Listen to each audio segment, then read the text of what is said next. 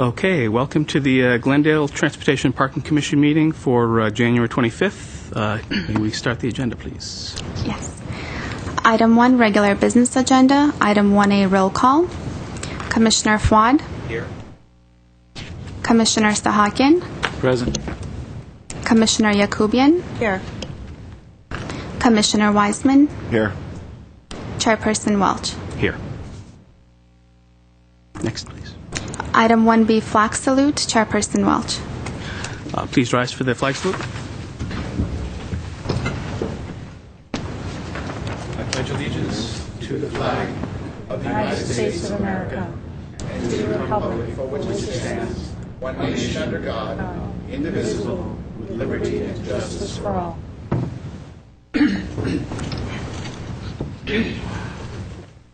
Next, please.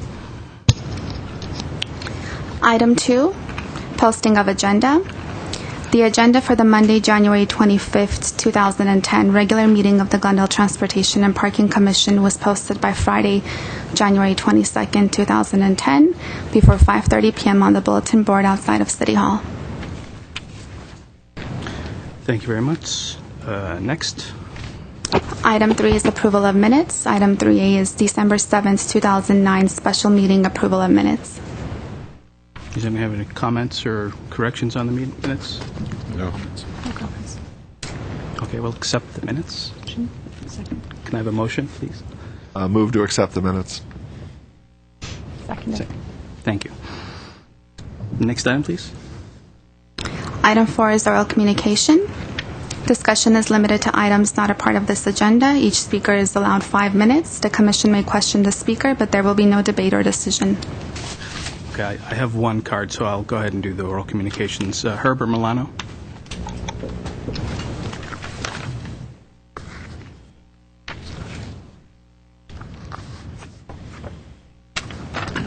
Commission Chairman Welch, TPC Commissioners, City staff, my name is Herbert Milano. For the last 6 years or so, maybe longer, I have been coming to the Commission meetings to present issues that have been of concern to me and my neighborhood when I lived in Glendale, and oftentimes to discuss issues that my tenants generally have on the income property I have here. Now, one of my contentions has been that too often during the past 4 years, we have had a significant number of regular meetings canceled. And oftentimes when there's a special meeting being held, then there's no oral communications and we have no time to present to you on a regular basis the issues that are of concern to us. So I decided to look up the city's website and basically get a tally of the number of times that this commission has been canceled, and you see it here, 58% of the time.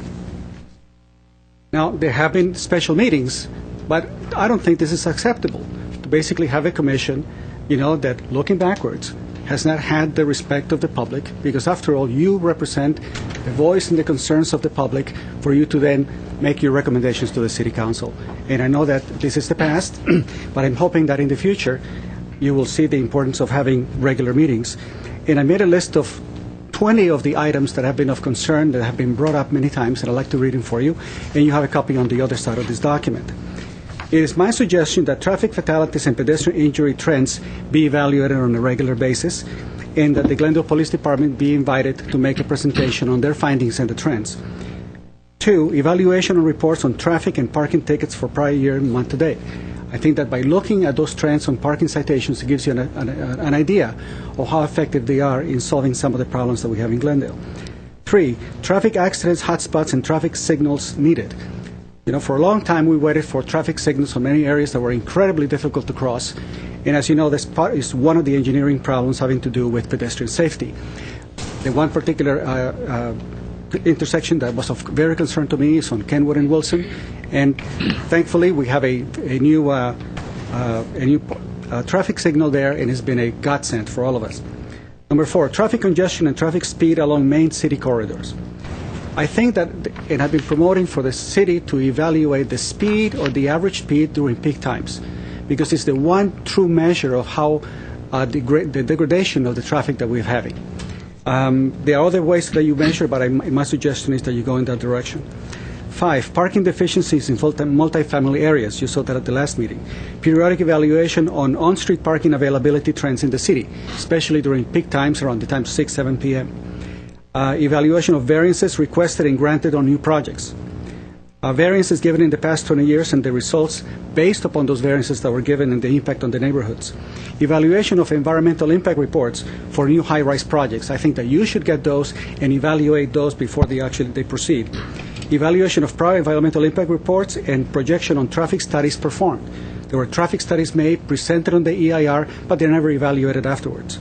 Low-cost options to increase availability of on-street parking, capital improvements to increase parking in congested neighborhoods, availability of public transportation and evaluation of service, evaluation of Glendale's role in promoting public use of regional transportation, study of effective methods by other cities in reducing commuting travel miles, comparative studies of Burbank and Pasadena on commercial parking policies, evaluation of the downtown mobility plan on a regular basis, evaluation of traffic congestion and policies near schools at peak period. My kids all went to the Glendale schools, and that was one of the major problems we've had for many, many years. Evaluation of the city's road conditions and scope of yearly reconstruction. This is a topic that is not brought up on a systematic basis, while we have a significant number of potholes, and basically, in the end, it impacts our traffic as well. Evaluation of ADA programs and costs. So as you can see, there's a fairly significant number of issues that are impacting it. And I'm not saying that they should be covered on a monthly basis, but what I'm saying is that there is no reason not to have periodic and regular committee meetings that address these issues on a periodic basis.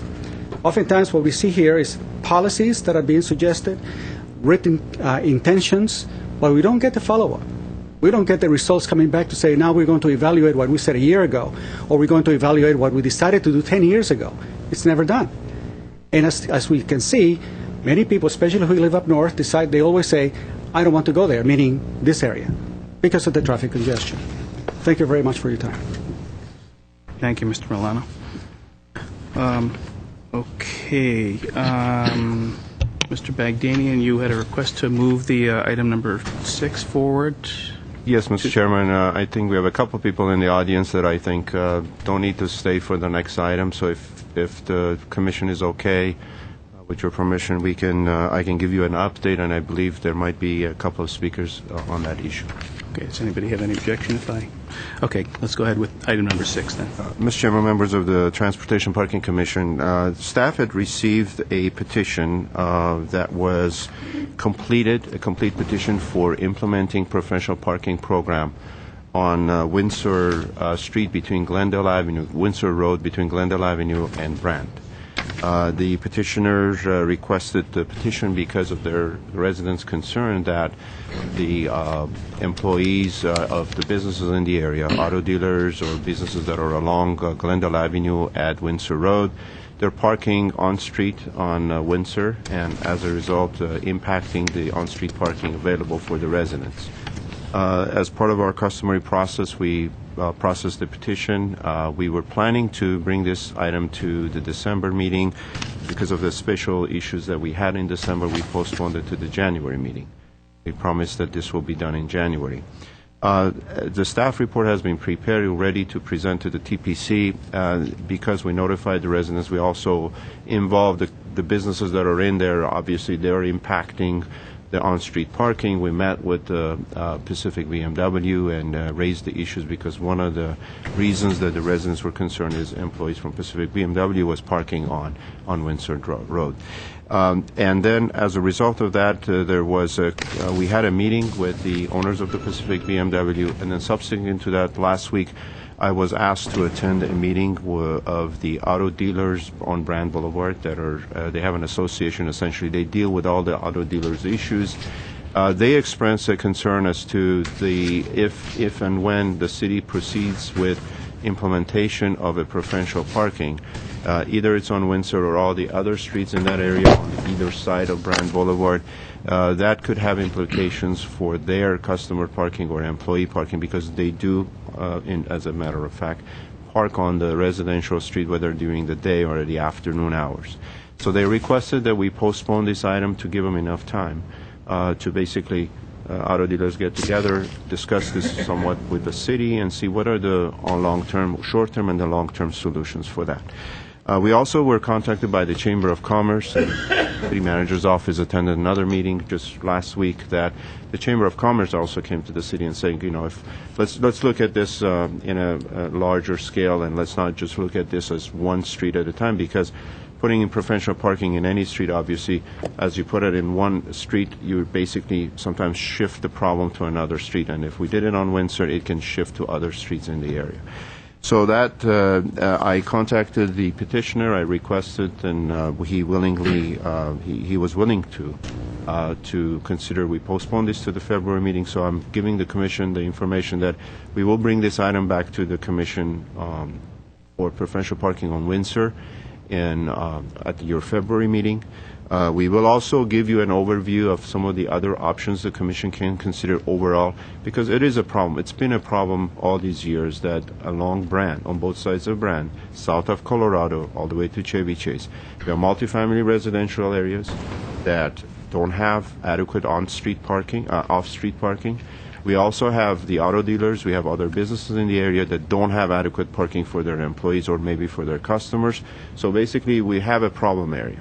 And we need to address that maybe on a long-term basis, short-term and a long-term basis. Look at all the options, bring to the Commission those options, and you can still consider the Windsor Road because it was prior, they already had submitted the petition. You can still consider that and approve or disapprove that petition, but also get Commission's direction to proceed with some kind of a long-term solution.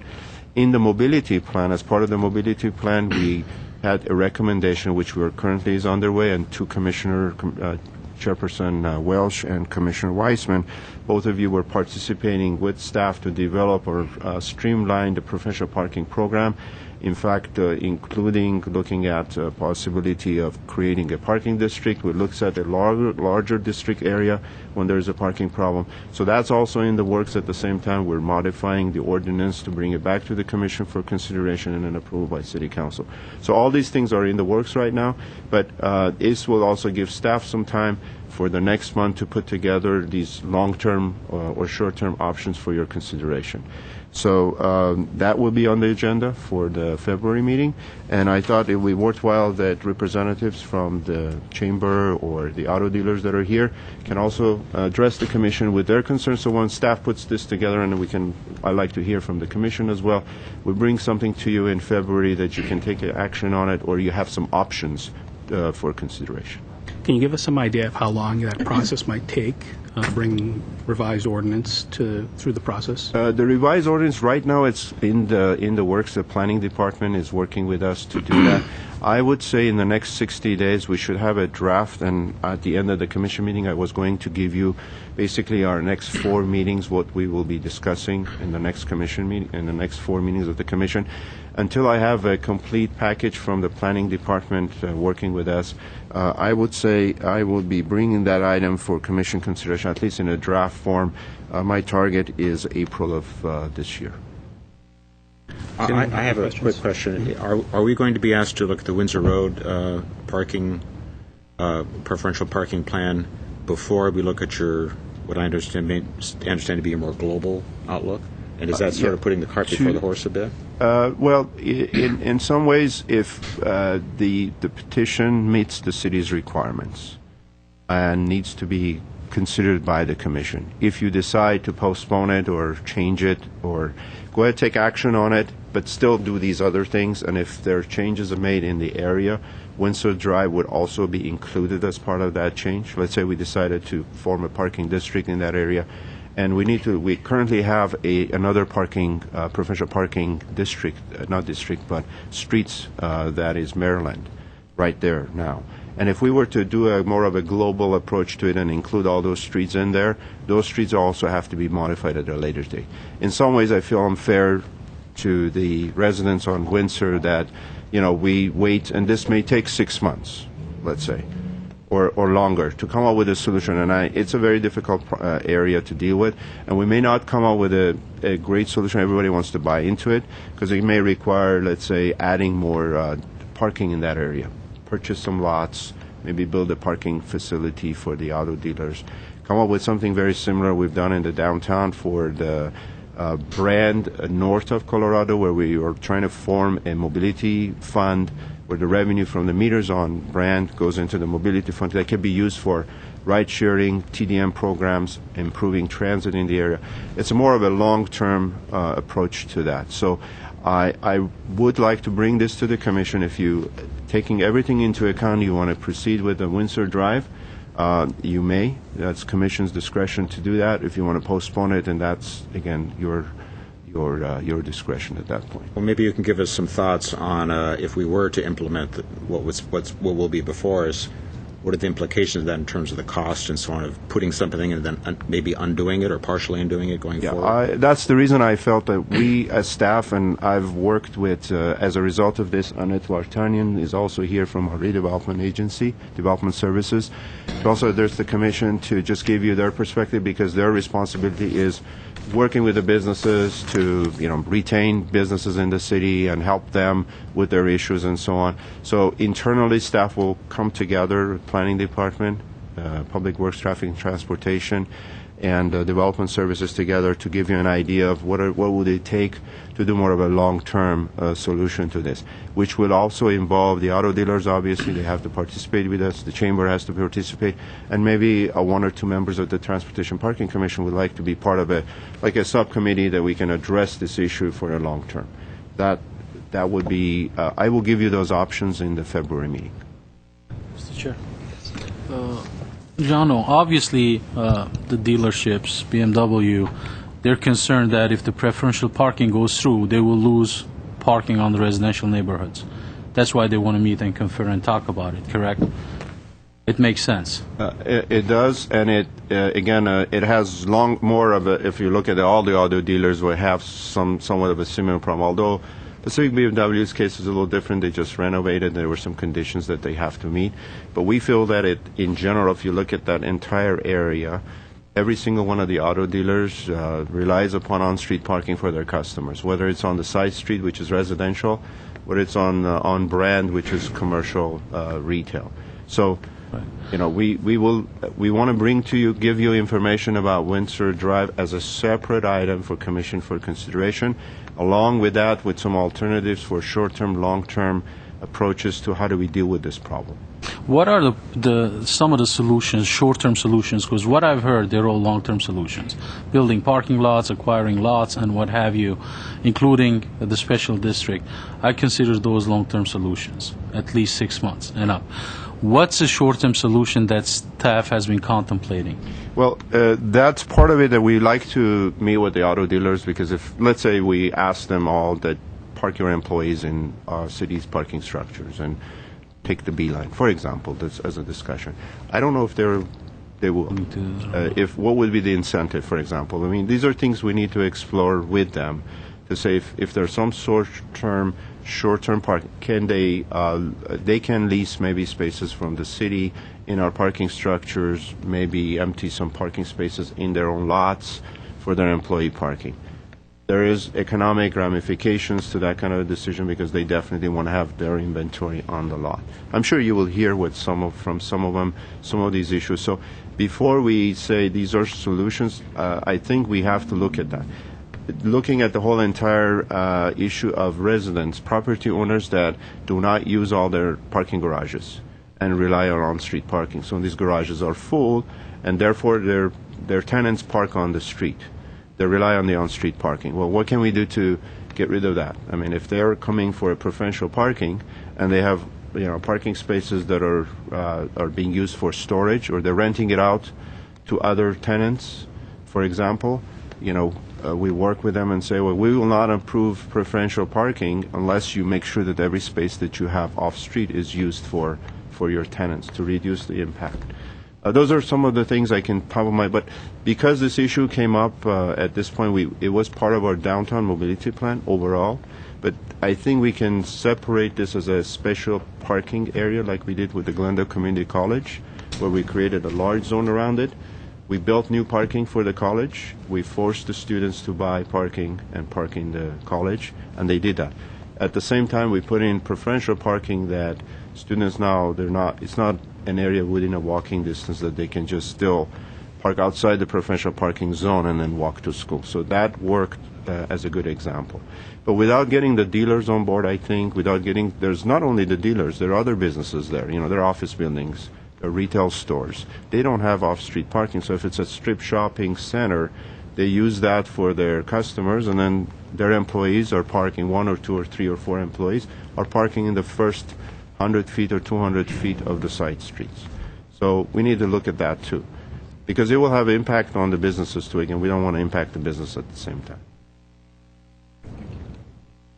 Anyone else? Okay, I have some speaker cards. First up is Razmik Grigorian.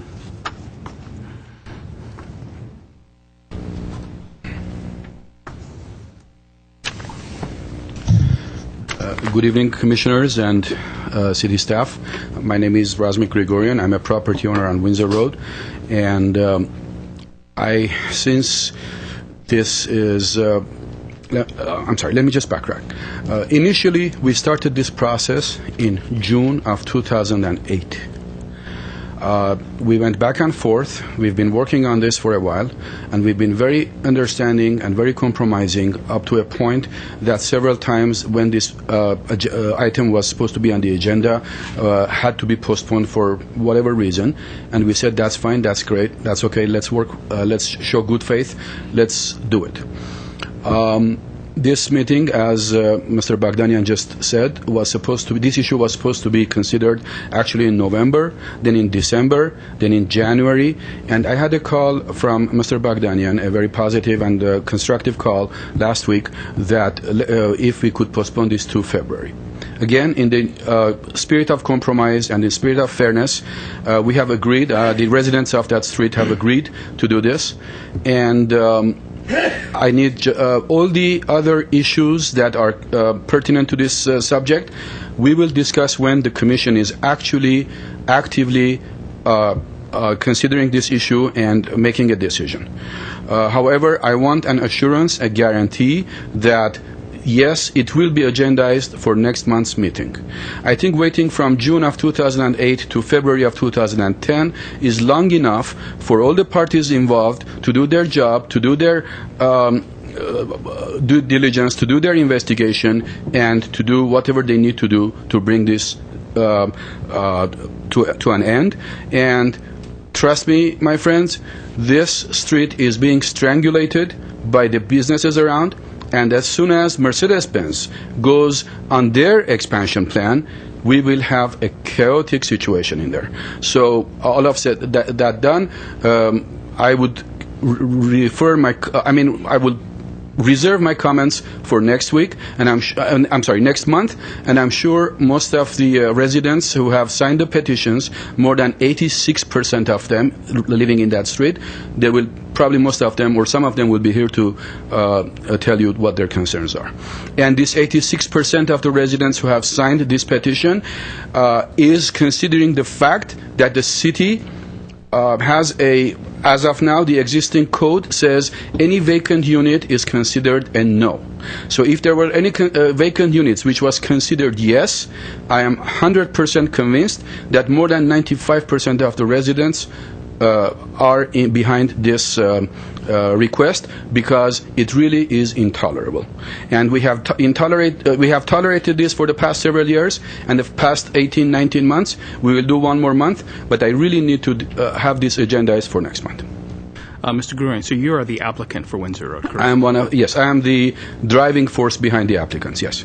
Are you familiar with the TPC's discussion about district parking for preferential parking that has been discussed in the past? Yes, I am. Okay. Do you have an opinion as to how that might work in your neighborhood? Yes, I do, but the issue with Windsor Road is totally, completely different from what the general parking plan is. I support having a general parking plan, as Mr. Bagdanian was saying, a global parking plan for that area because of this situation.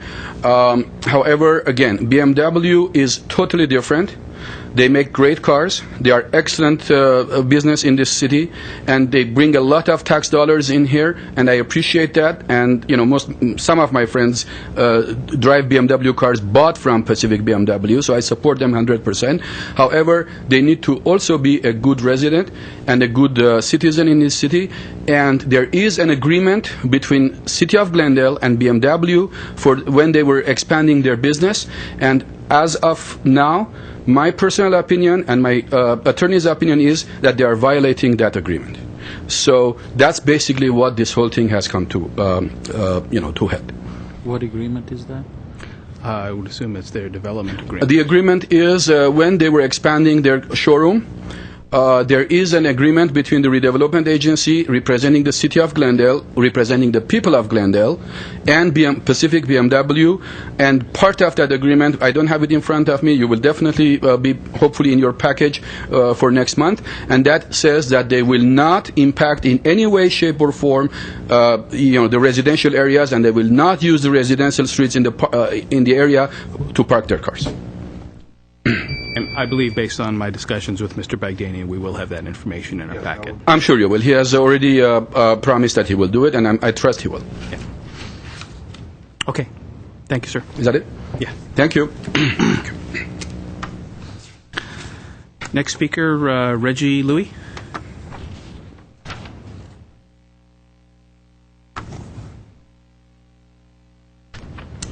Chairperson Welsh, Commissioners. My name is Reggie Louie. I'm from Pacific BMW. We just want to let the Commissioners know that we're supportive of the process and that we're here to ensure that we work with the city, the residents, and the other businesses to make sure that we do our part to make sure that the parking situation is developed long-term and that we stand behind you and your decisions in determining what we need to do with Windsor, and that's pretty much it. I just want to let you guys know that we're on board, and we'll do what we need to do. We already provide employee parking, we provide employee off-site parking, and we want to make sure that we work with underpark residents and the business owners and the owners of the properties that are the property owners that are renting their apartments. But one thing I would like to know at the next meeting is, of those 86% of that voted yes, how many residents that constitutes, and how many parking spaces that would be allotted for Windsor parking. I don't think there's probably more than 40 spots available in Windsor, and there probably is more than 86% of those residents is probably more than the allotted parking, unless we're parking small cars. I think it's not going to be a realistic, I guess it's going to be an ideal that every resident is going to get a parking space regardless of what we decide in this meeting or with permit parking. So I thank you guys all. Question. When you say you're on board, does that mean you are in favor of the Windsor application for preferential parking? We are in favor of coming up with a solution, and I think the staff are working towards that. If a permit parking is necessary, I would advise that we look at some alternatives, like having permit parking on one side of the street or having permit parking after hours, for instance, after 6 p.m., so that the businesses are not affected during business hours. It seems that majority of the problems are that the residents can't find parking at night, and so if there was permit parking during the hours of, let's say, 8 p.m. or 7 p.m. until 6 a.m. or 7 a.m., that it wouldn't interfere with the businesses that some of our businesses along the street on, I guess, Glendale and Windsor, a lot of their customers use the Windsor corridor, that Windsor street, for their employees as well, not employees, for their customers. American Tire on the corner there, some of their customers park there because they don't have a lot of parking either. I think that by allowing the residents to have ample parking in the evening, I think is the main driver of the issue. And I think by having that would not interfere with customers or vendors coming on site to our store or any other businesses around that area.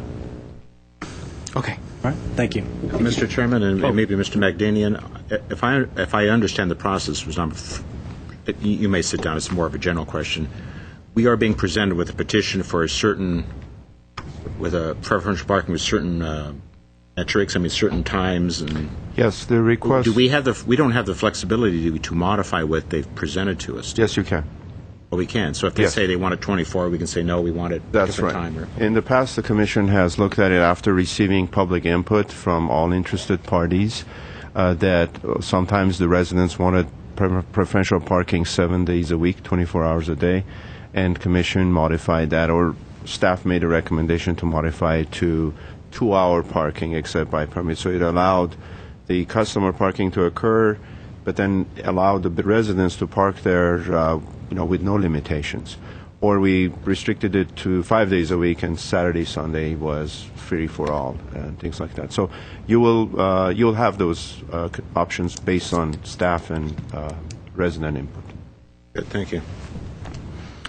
Okay, next speaker, Johnny Harrison.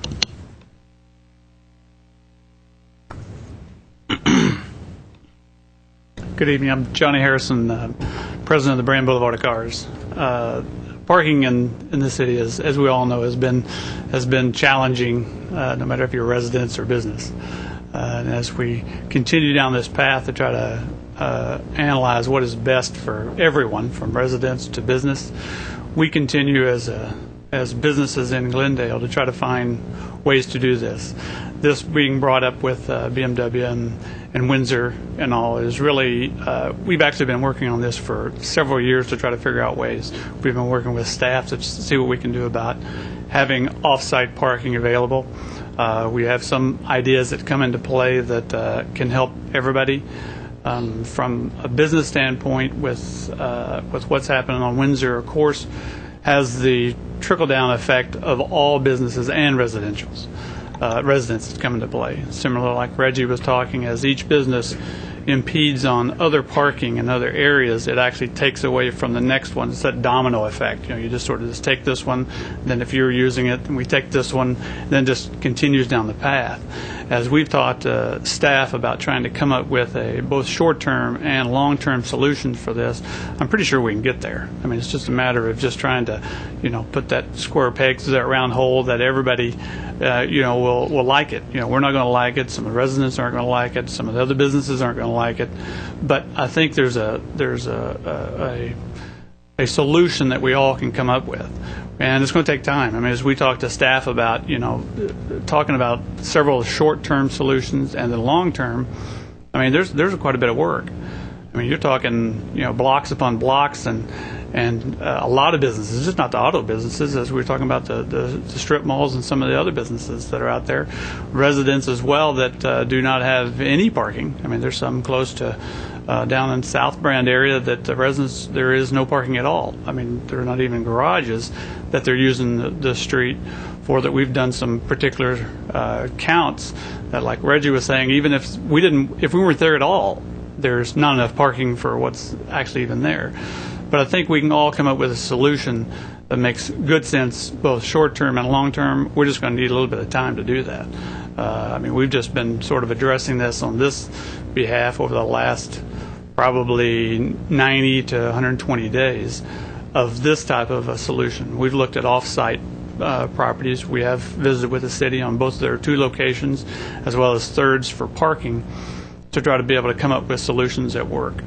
But we're from a business standpoint, like I said, it's tough when you just take one scenario of a street and then you just sort of push it over. I have a lot of friends in other areas that have preferential parking, and what they do is they in turn, if they have people that come over or whatever, it just pulls over on other residents as well as other businesses.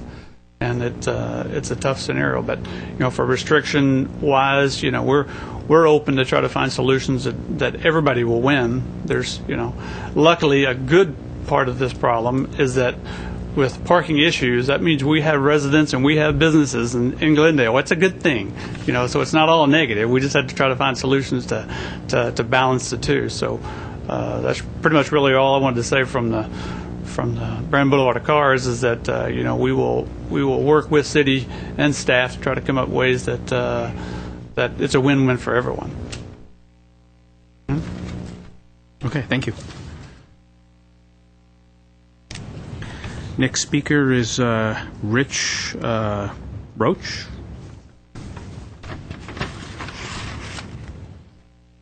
Good evening. My name is Rich Roach. I'm president of the Glendale Chamber and speaking on behalf of the Chamber tonight. We took a quick look at the multifamily permitting parking issue and the current ordinance, and we believe that the existing process where business and residents are trying to coexist really isn't working at this point. We appreciate the fact that city staff is working to develop changes to the existing policies. And bottom line is property owners, residents, and business all know that there's a problem. And what we're looking for is a way that we can all work together in order to make it work. The current process of permitting, we don't believe will really take care of that. What we'd like to suggest is that the Commission refrain from issuing permits until city staff and the Commission have studied the issue in greater depth, have involved businesses, apartment owners, and residents. The existing subcommittee is made up of staff and commissioners only. We'd like to see a group enlarged to include business owner and residents. There are a lot of creative minds throughout this community, and I'm sure if we all work together, we can come up with some different solutions that will work for all parts of the community. So thank you very much. Thank you. Next speaker, Annette Vartanian.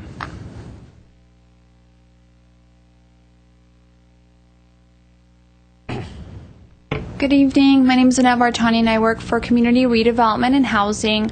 The Redevelopment Agency has directed the Economic Development Division, which is housed under Redevelopment and Housing, to work with our auto dealers along Brand Boulevard, both to help alleviate some concerns as well as to help them in the development of their dealerships. One concern that we know that has existed, I think that everybody knows that has existed, is the parking. So I would like to ask that the Commission recommend that staff work with the residential community as well as the business community along South Brand so we can come up with a solution. We've had some great discussions with the Brand Boulevard of Cars, and we would like to expand that to include some of the residents as well as the other property owners and businesses in the area, because we really need to come up with some short-term and quick fixes if possible, but also come up with a global fix for this, which may take some time. So I'd like to thank you on behalf of the Economic Development Division, and hopefully we can come up with a solution that works for everybody. Thank you. Thank you. And final speaker, Herbert Milano.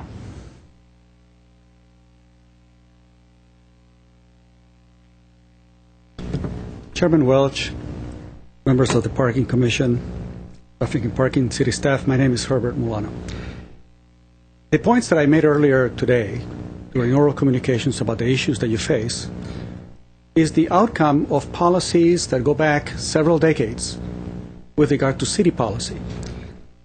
And the city policy for a long time, in my view, has been to accommodate new businesses, especially when they're doing construction, with a significant number of variances, meaning fewer parking spaces that generally code requires. When I was looking at Form 460 and political influence with regard to campaign contributions, I see a significant correlation between the political contribution and eventually finding the very same names when there was a variance being requested when there was building. How much does a business save by reducing the number of parking spaces? If it's a multi-level parking, it's $25,000 to $30,000 per parking space. So there is a major and significant incentive for a business that is constructing whatever they're building, whatever business entity, for them to reduce the number of parking spaces because it saves them money. Before, when the need for parking was not so great, in the older Glendale, when we allowed buildings to be built with only one parking space per unit for dwelling unit, there was probably sufficient parking. But it's something that the city ignored for a very long time until we got to the point where there was really no more parking space left But yet, the policy of allowing those variances continued. It is my belief that you could be getting this problem by doing an iterative approach to it, by beginning to get on a monthly basis information and data. Mr. Wiseman, I think that you would appreciate the fact that sometimes the solutions are there by just looking at the core information there is with regard to the amount of parking spaces available during different times of the day. And I bring this up because even though I don't have property in the area, I faced exactly the same problem. Whereas the years go by, we get fewer and fewer spaces, and the tenants begin to get a significant number of tickets because they no longer have the availability to be able to continue to move their cars and so forth, especially when they have guests. So we pay for it. We pay for it in inconvenience, and we pay for it in our quality of life and the quality of life of our tenants. So when we bought property or when we built property, there were some rules in place. And the rules that we understood is that these are the number of parking spaces that we allowed and that would fit the number of tenants that we would have. But if we bought an older building where there were fewer parking spaces, there was still sort of like the understanding that there would be parking on street parking for the tenants that would be coming in and basically and stay. And Glendale has been lucky in keeping a lot of the tenants to eventually have their kids grow up and buy their cars. Eventually you find a significant amount of congestion. You have a problem that is solvable, but you do have an issue of political influence. You know, the car dealerships can collect in unison, let's say, the money is necessary to do significant political influence, which generally you do not find with the apartment owners, you know, or the tenants themselves. So who ends up losing continually, you know, year after year is the tenant, is the inconvenience of the tenant that sometimes is pretty significant.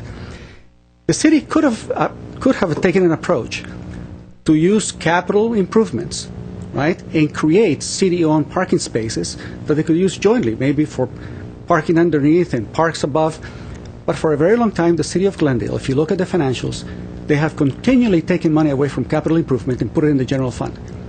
That's why I think that looking at the city financials and looking how the city has used its money during the past 10 years especially, how they've taken money out of capital improvement from practically everything having to do with capital improvement and put it into the general fund.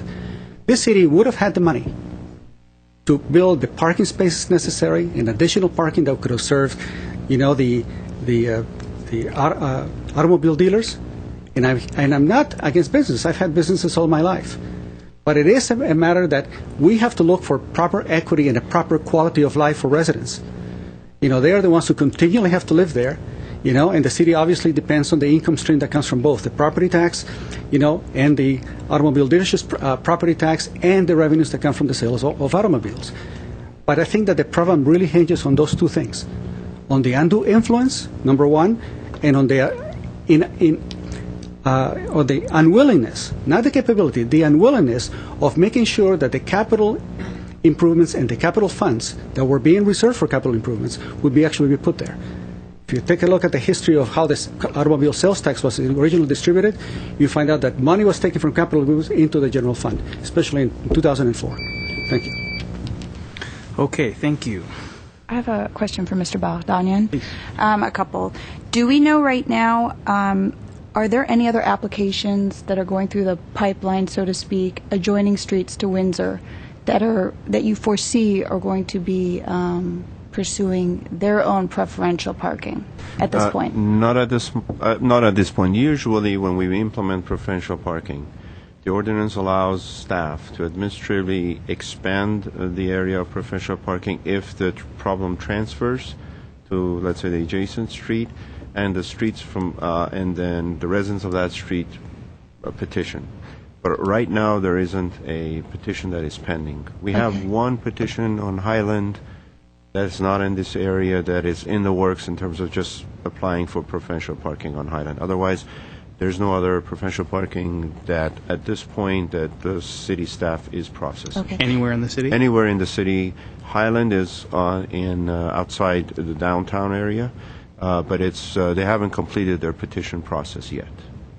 Okay, and in addition to that, going along with that, if we were to address this Windsor preferential parking issue, would we be able to, say, put a hold on any petitioning that might come along after, so we deal with the short-term, if we need to, short-term solution for Windsor?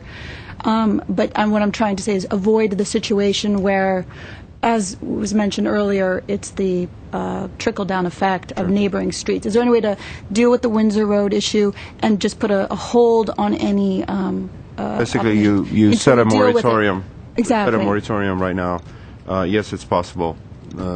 I believe I have to check with Ms. Sansoni regarding if the Commission wants to put a moratorium on preferential parking. We've briefly discussed that.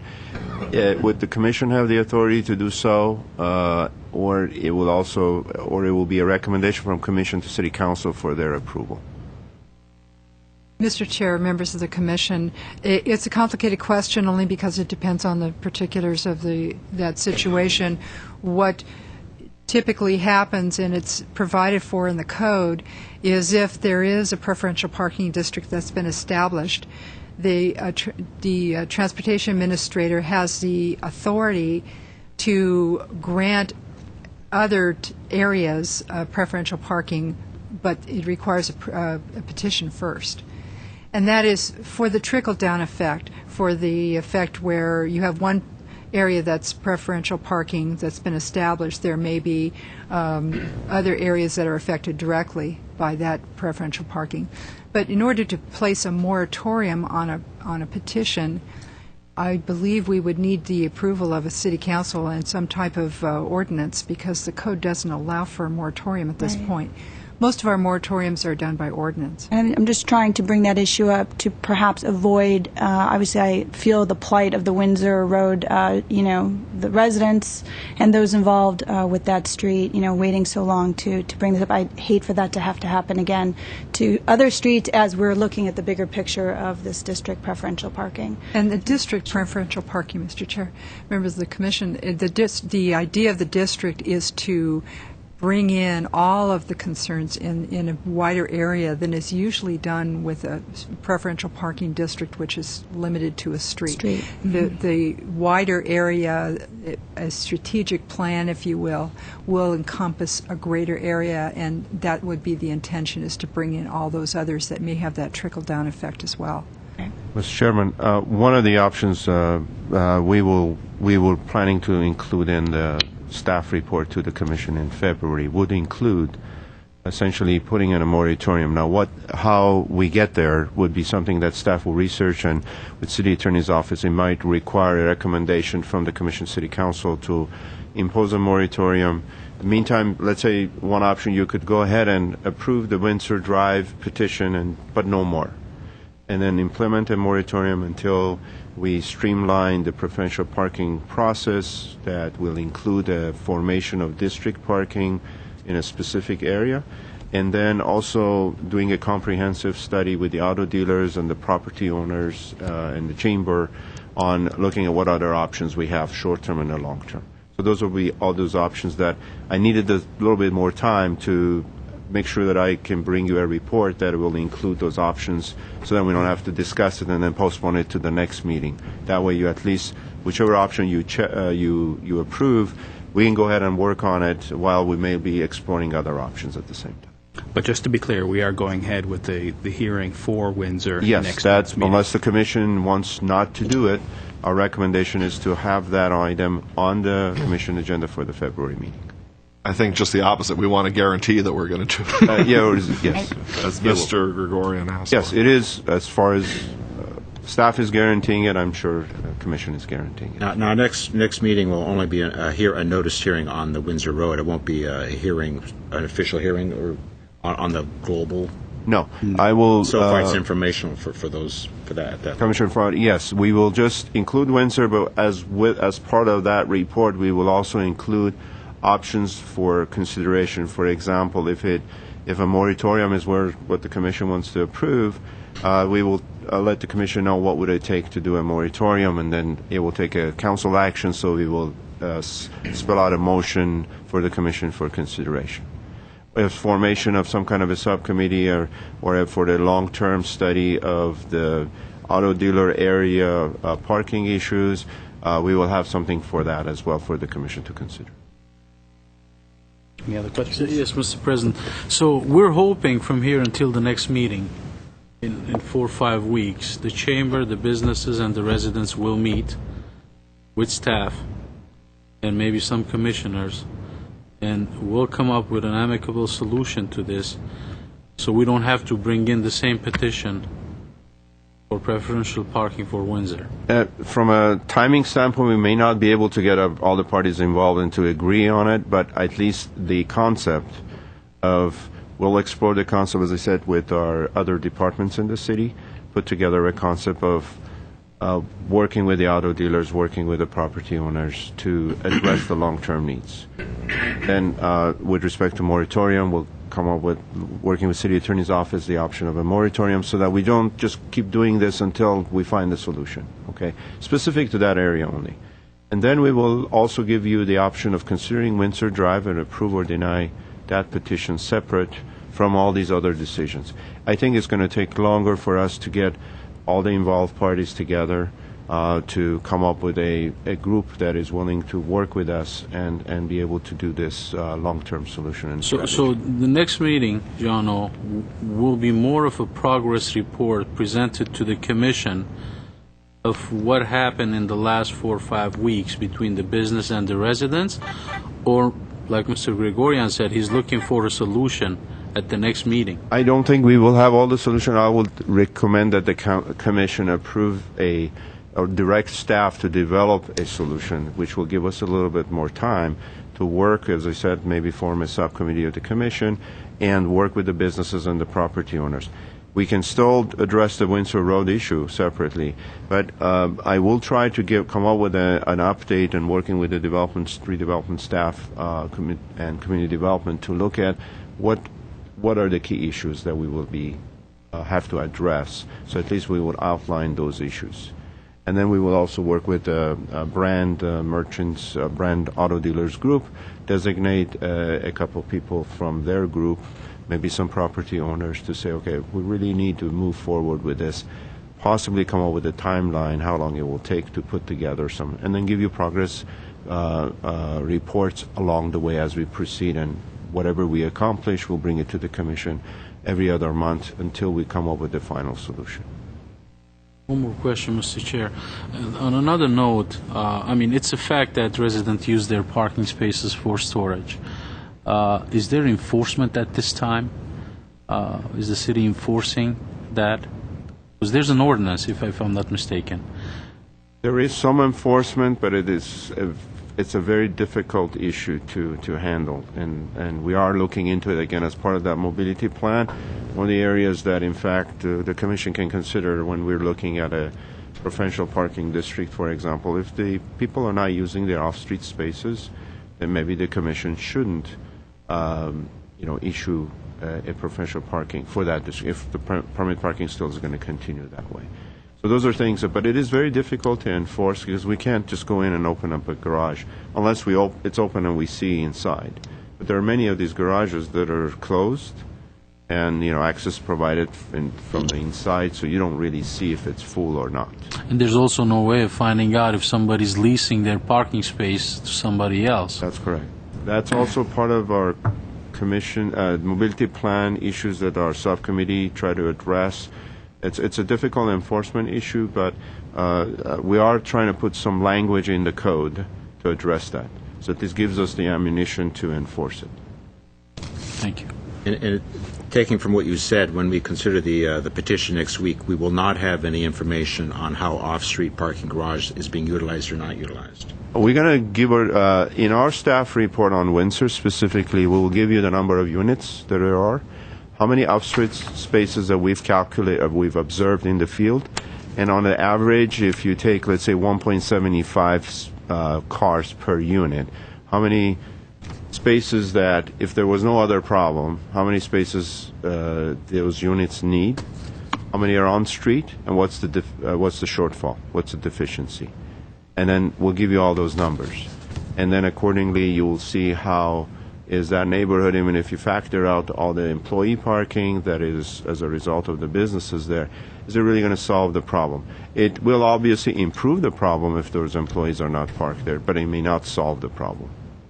But that's up to the residents. When they're renting an apartment, they know what the on-street parking is or what the off-street parking is, so they may still have to battle for that extra one space. but at least maybe it will reduce the impact of the employee parking on that street.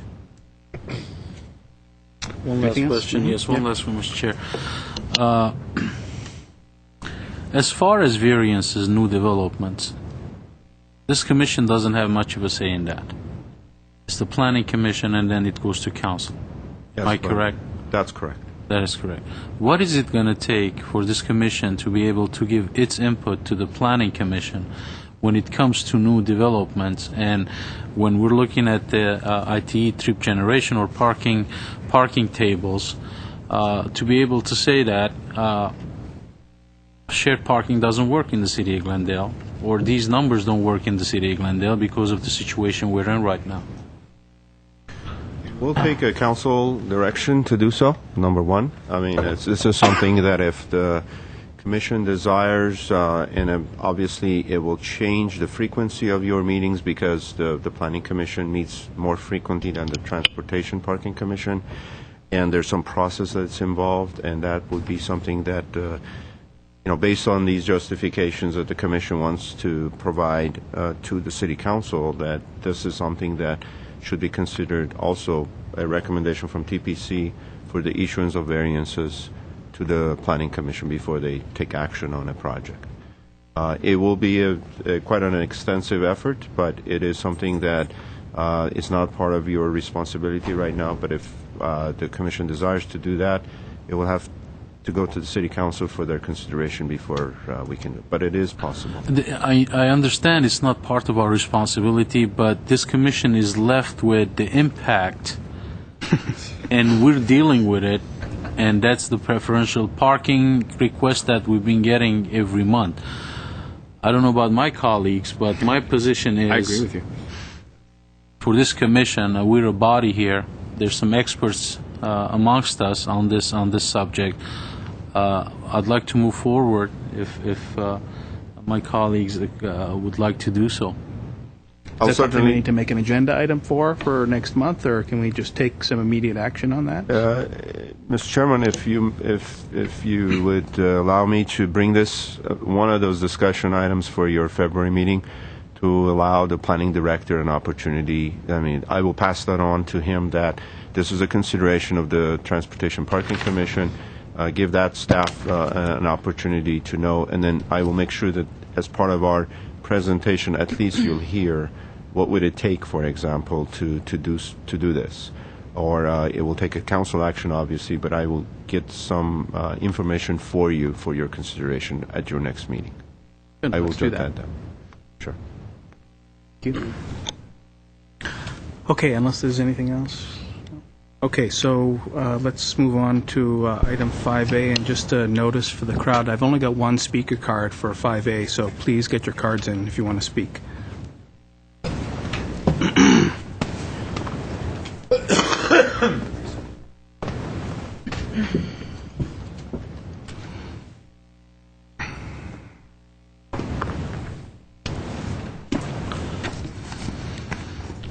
Okay, let's have item 5A, please. Item 5 is action items. 5A is report regarding application for renewal of an owner's permit to operate taxi cab service in the city of Glendale by GNS Transit Management, Incorporated, DBA City Cab. At 5.1 is motion to approve the application with findings for an owner's permit to operate taxi cab service in the city of Glendale by GNS Transit Management, Incorporated, DBA City Cab. 5A2 is motion to deny the application for an owner's permit to GNS Transit Management Incorporated, DBA City Cab, and continue the matter with no further public notice to February 22nd, 2010. Mr. Bagdini. Mr. Chairman, members of the Transportation Parking Commission, the agenda item in front of you is to consideration of an application for renewal of an owner's permit to operate taxi cab service in the city of Glendale by GNS Transit Management. Just in a way of background and process, when we modified the vehicle for hire ordinance, before, if a cab company received what they call the owner's permit, first you get an owner's permit, in order to be able to operate a taxi cab in Glendale. Then, with that owner's permit, you're assigned X number of cabs. In this case, GNS that operates taxi cab as city cab in the city of Glendale has 15 permits.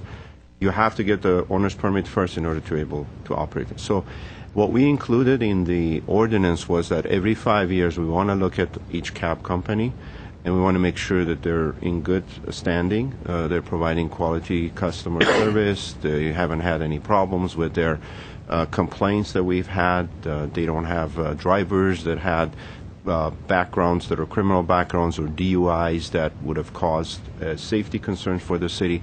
So every 5 years, every operator, regardless of who they are, they come to the city, they submit as like a brand new applicant. We look at everything. Obviously, they have a right to those, in this case, 15 taxi cab permits that they have submitted for operation. But we look at their entire operation as a corporation. We look at their background. We look at everything, insurance, everything else. And then the commission approves the operation of the owner's permit. And then accordingly, the cab operator goes in and they obtain their taxi permits. They're in this case, City Cab is currently operating right now. But if we need to approve their owner's permit, period. In this case, City Cab has, as GNS Transit Management doing business as City Cab, has been in business since 1994. They've been doing taxi service in Glendale for a number of years. They have 15 permits that are currently assigned to them as City Cab that they're operating in Glendale. The applicant is seeking the renewal of their 15 permits, essentially, in Glendale, and they have met all the requirements. Essentially, we look at all this that are outlined in the staff report. I'm not going to go into every one of them, but they are in the staff report. If you have any questions, I'll be happy to address them. A couple of things that are, I think, important. One is that the experience of the operator. They have been, as I said, operating in Glendale since 1995. At the last commission meeting, we were asked that we provide the commission in terms of ownership of the companies or what relations each company has with others. The table that is in your packet, which is shown, that shows the taxi cab operators that are currently operating in the city of Glendale. This is Exhibit B. I'm sorry. Yes, it's Exhibit B. And we have the current operator, City Cab, which is under GNS management. The president is Mr. Mardirosyan, and Mr. Mardirosyan has also extensive experience operating other cab companies, whether they are City of Glendale or other cities. There's also Tri-City Transportation Systems that is currently operating 2 cabs in Glendale, which is under Checker and Yellow. And then there's Bell Cab, which is San Gabriel Transit. That's the company that is operating Bell Cab. Mr. Mardirosyan is the president of that company. We have another company, which is People Taxi, that is Gorgie Enterprises, and Mr. Kachishian is shown in that table, owner of that company that's operating in Glendale. People Taxi has 29 cabs that are permitted.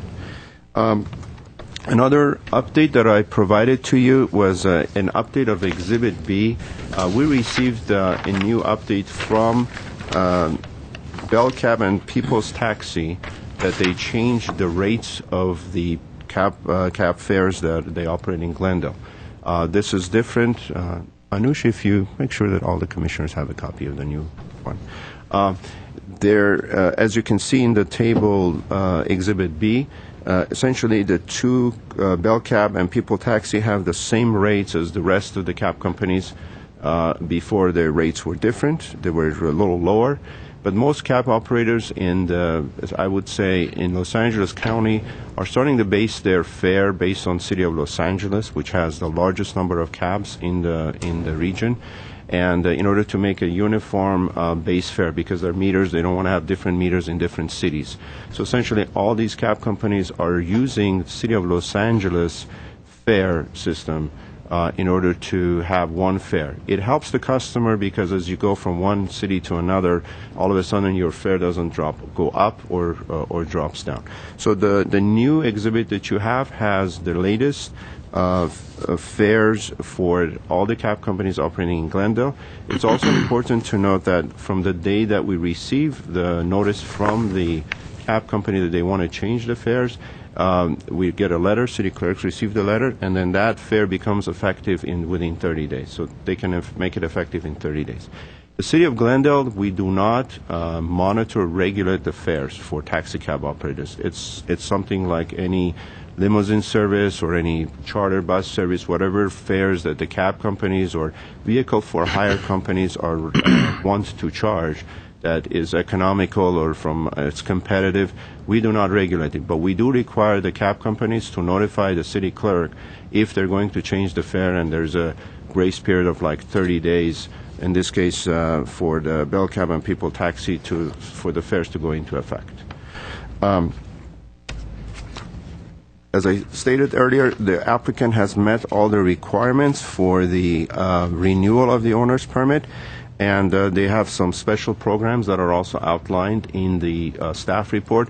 One of the things that we have emphasized with the cab companies is to change their vehicles to alternative fuel vehicles, whether they're CNG, whether they're hybrid vehicles. We've been encouraging the cab companies to do so. In the staff report, it outlines a program that the GNS Transit Management, DBA City Cab, they're going to change some of their vehicles. Either they're changing them to vans or they're changing them to hybrid vehicles or CNG vehicles, which we believe it's for cleaner vehicles. It's a very important thing. Also, ADA eligibility is very important. We like to have cab companies that have wheelchair cabs that can accommodate wheelchairs. In the past, we had difficulty with some of the cab companies that we didn't have any wheelchair accessible vehicles for the customer. So the City Cab is providing that. So under the public convenience and necessity, we believe that City Cab has met the requirements that is necessary to continue to operate a taxi service in the city of Glendale, and staff is recommending that the commission approve the owner's permit for GNS doing DBA City Cab in the city of Glendale. A motion to that effect is included for your consideration. There's another motion, as was read into the record, is to deny the application. So anytime if an application meets the requirement, obviously, there are findings that are outlined in the staff recommendation in the motion. But if we decide to deny an application, then we have to get input from the commission as to findings of why are we denying an application. In that case, we would then have to come back to the commission at the next meeting to prepare those findings, working with the city attorneys if we're denying an application. So those are the two motions, Mr. Chairman, members of the Commission, for your consideration. I'll be happy to answer any questions you may have. Just so I'm clear about this, so this is just an owner's permit. This is not actually the permit for 15 cabs, right? That's right. First, they have to get the owner's permit approved, but on an annual basis, because they have an allocation of 15 cabs, they will come in and they will renew their permits for each individual cab. They go through an annual inspection. The clerk checks it, make sure the driver doesn't have any driving records, and they check their vehicles for safety. And once they pass all that, then that individual cab will receive a permit to operate. Let's say the company can choose not to license all the 15. If they only license 10 of them, it's to their discretion. Then the 5 that they, in this case, the cab has 15. If they only license 10, the other 5, they will lose it. We have a requirement: use it or lose it. If you don't use it, because in the past we had companies that would basically take 30 permits or 15 permits, and they would only license 5 or 6 of them. They would keep the rest of them. So in that modification of the ordinance, we require that it's a use or lose provision in the code. So then they can have the opportunity to renew their 15 permits. But that's a different process than that's a different process. That is handled once the commission approves the owner's permit.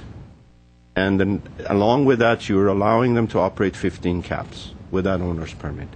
Then individual permits gets approved by the city clerk's office because they have to check the vehicles, the driver's license, and making sure all that. Okay, well, this is what I'm trying to understand. So it is going to specify 15 Yes. taxi cabs in the owner's permit? Yes. Okay, it's not just a blanket permit whether you're operating 1 or 100. No. They will. Right now they have 15, and they're asking for 15.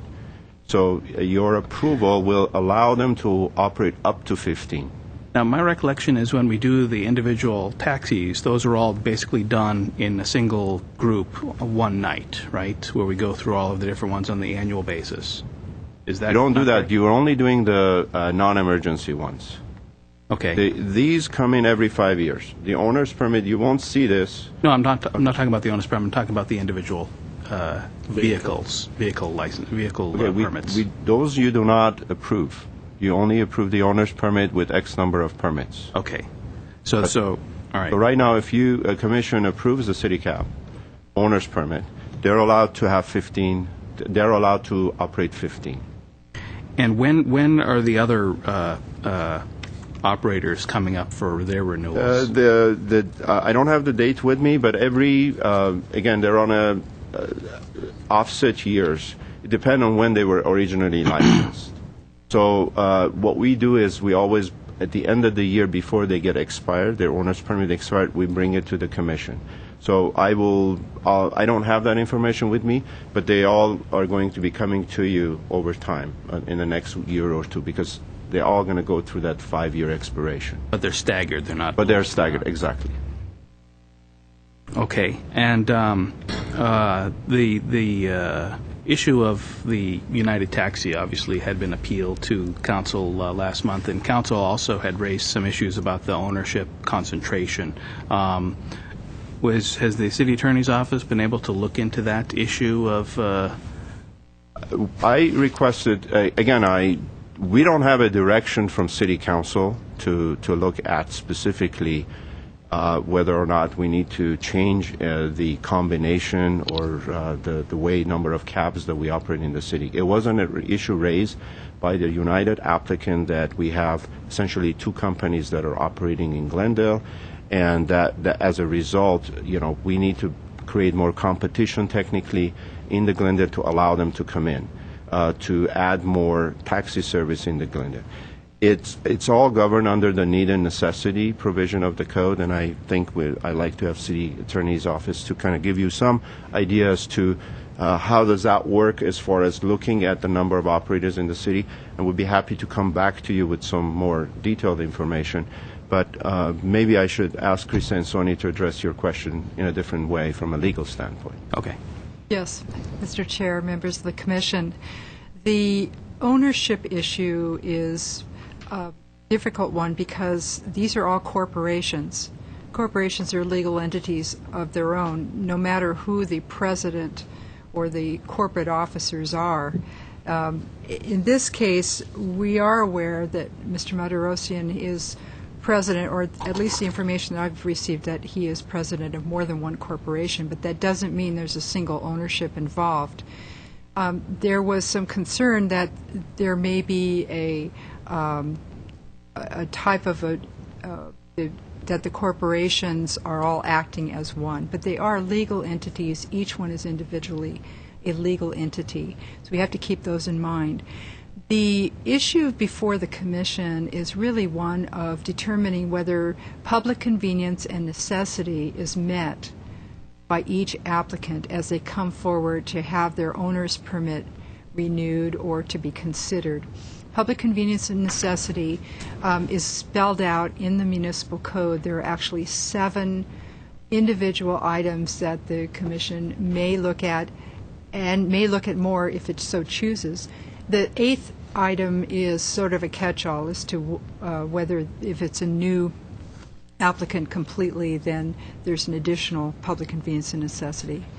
But some of the issues that the Commission can look at are the ability of the current operators to perform the service. That's a qualification. The effect of multiple service providers in the community. That is, does public convenience and necessity require that there be additional vehicles, or that this particular operator that's being considered is meeting these requirements, and that it provides a market in which there are multiple service providers, and certainly there is in Glendale. Growth and development in Glendale, is there a need for additional services, or the services that are being provided, are they meeting with the current need? Then it goes into the individual applicant, if they have been reliable and their equipment has been reliable, if they have been able to provide efficient service. Other things is, are they able to handle the current demand that's submitted to them, and whether there's complaints against the particular operator.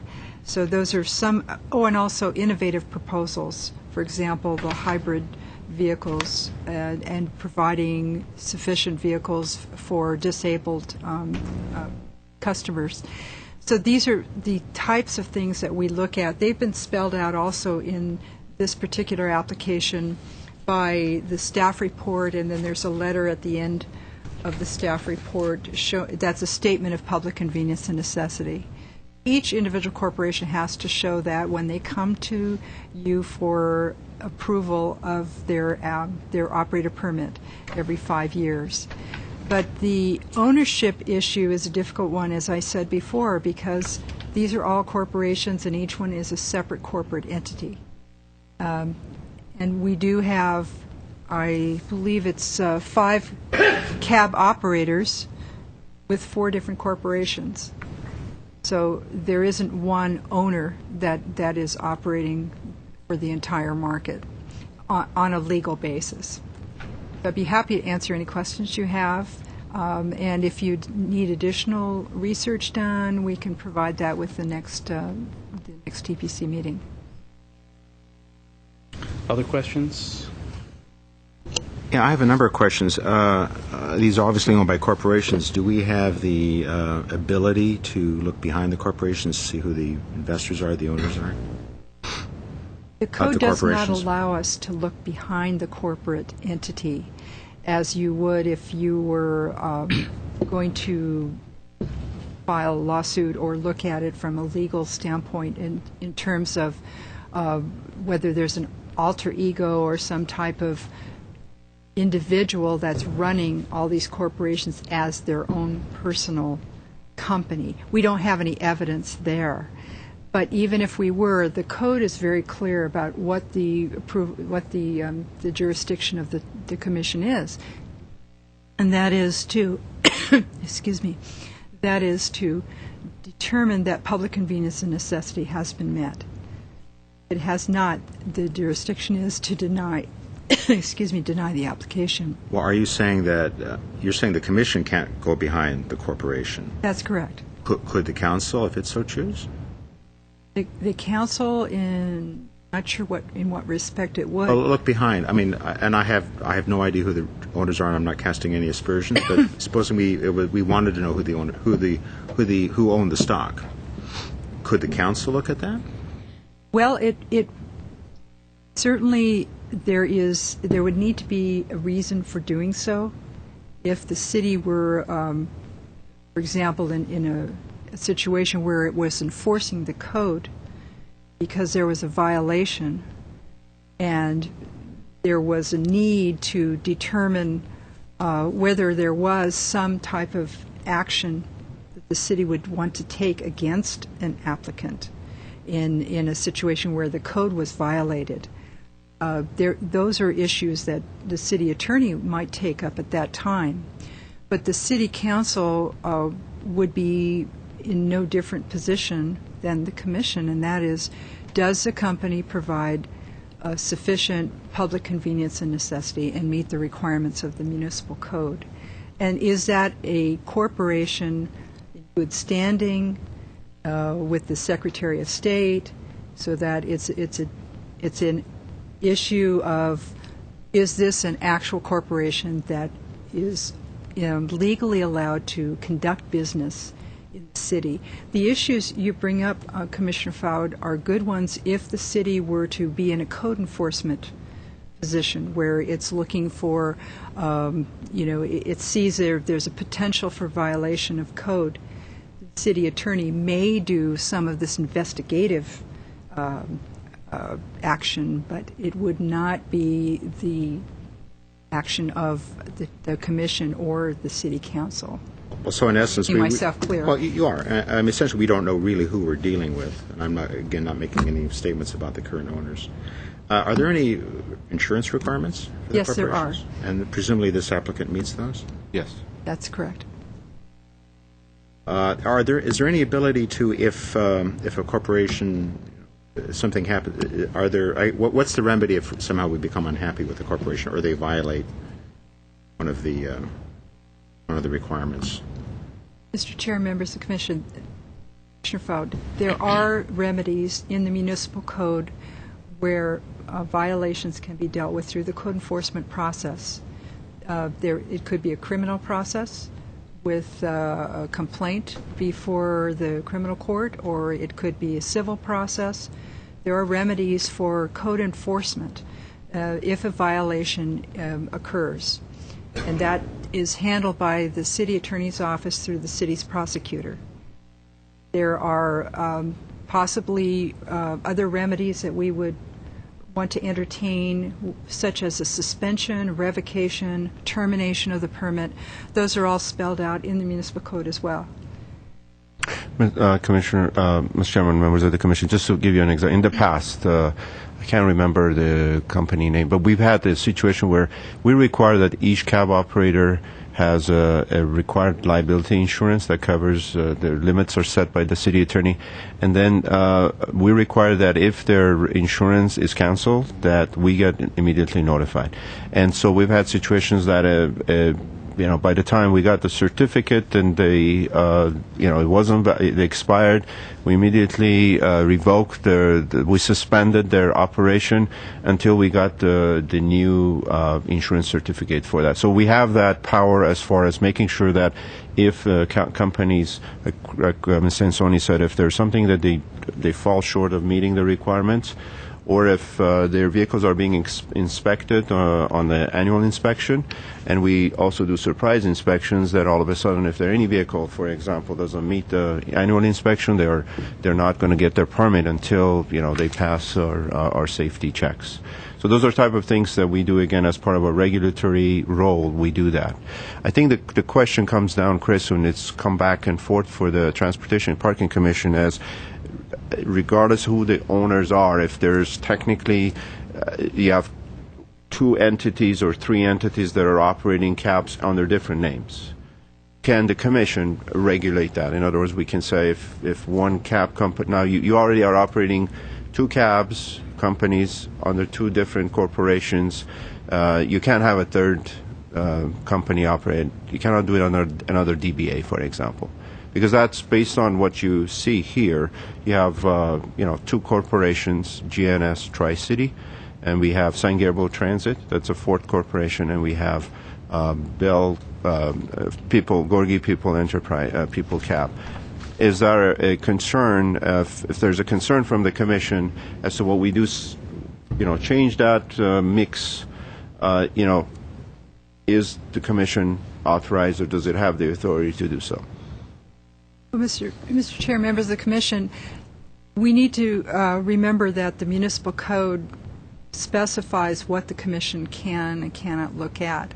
If it's a corporation that's it is in good standing with the state, the Secretary of State, and so that it is a viable corporation, then whether it goes by other names like a doing business as, those are things that are, if they are in good standing with the state, we do check these things. If they do meet the requirements, such as the insurance requirements, they do not fall into some of the violations that could occur through the municipal code, then the Commission, that's a limit of the Commission's inquiry at that time. If we do determine that there's a violation, the Commission has the ability to revoke, suspend, or terminate a permit, and that's spelled out in the code as well. I'm drifting a little bit from the question only because if it's a corporation that's in good standing, we leave it at that. If it's doing business as another name and the fictitious business name has been filed and is properly accounted for in the state record and the local records, then we don't inquire any further at that point. We'd have to have a reason to inquire further, such as a violation or a suspected violation, where we would then be in the regulatory mode, as Jono mentioned. Then we would inquire further. We could inquire at that time other corporate officers if there are other things that we see may possibly be violations of the code. It's kind of the dual role that you actually play. And when you receive an application such as you have today and the corporation is in good standing, we leave it at that. But if we find that, and this would be brought to the Commission's attention, that there are violations and that we are looking at this from a regulatory role in possibly terminating a permit, then we may bring in those issues. And we may want to consider them if we find that the corporation is not in good standing, for example. Well, short of violations, I mean, could the Commission not make a finding under the public convenience and necessity that it is in the city's best interest as a public convenience to have more variety of ownership amongst the cab operators in the city? Certainly we do that with the number of cabs, the cap on the cabs. But we've done some preliminary research, and we find that that is not one of the issues that would be a public convenience and necessity type of role. However, there is some flexibility on the part of the Commission. If the Commission wishes to consider that as a requirement, there would need to be some reason for doing so, that you have more evidence, for example, that there is a reason that public convenience and necessity has not been met. Then you'd be proving a negative. In other words, you'd have to look at, is public convenience and necessity not being met by having multiple corporations that have similar corporate officers? And you would need to have some evidence to that effect, that it doesn't meet public convenience and necessity. At the last city council meeting, when they considered the application of that other operator, they seemed to evidence some interest in diversity of ownership and who the true owners were. Are they prohibited from investigating that further? And I'm just thinking out loud. Is that something? Do you think the council was asking us to look more? That's how I interpreted it. Yes. I don't think this is an outright prohibition that you must not, but there would have to be some linkage with public convenience and necessity. Well, is the council bound by that same limitation? It is, unless it wants to change the code. Change the ordinance. Okay. And then that would be by ordinance. But we can make a finding. What she's saying is we just have to provide a certain amount of evidence to back it up. Because I'm not sure. I'm not sure. I certainly don't have the. I'm not sure how we could construct those findings just tonight. But if council was evidencing some interest in the topic, maybe at some level, staff, somebody, maybe they want to take a look at it. Mr. Chairman, if I may, if it's something that the Commission desires, or even ask the question from the City Council, if is this something that you want the Commission to? Because we want to be clear. We don't want to, we can go through and have some legal research done. I'm sure you will hear from attorneys from the owners of these cab companies that they will argue, obviously, against or for it, depending on, how it impacts them. And so if the Commission desires that, we explore anything like that, and might be appropriate that we ask City Council if the Commission wants to know if you want us to explore that further and kind of come back to you with some kind of a recommendation, whether it will require a code change or, it may come up, City Attorney's Office says this is not something we can engage in. Beyond them. It's a corporation, it's a competitive market, cab companies on a regular basis buy each other out. They go in another jurisdiction to expand service. and I've been in the, not in the cab business, but in the regulatory side, and I've seen cab companies change owners, and for one cab company to expand, they go and buy another cab company in another city. Already the permits are in place, the infrastructure is in place, rather than go put in a new cab. And that's what happens with some of these cab companies. On the past, one cab company is not doing too well, then the other cab company existing in the city or outside the city comes and buys that cab company. They keep the name, but they go under the umbrella of a corporation. That is the nature of this type of a business. So you may end up, and I have in the last staff report that I presented to Commissioner, you may see some cities have only one cab company. You have some cities have two cab companies. You have some cities have multiple cab companies. You have cities that only do franchise, like City of Los Angeles. So those are all the different ways of operating cab business.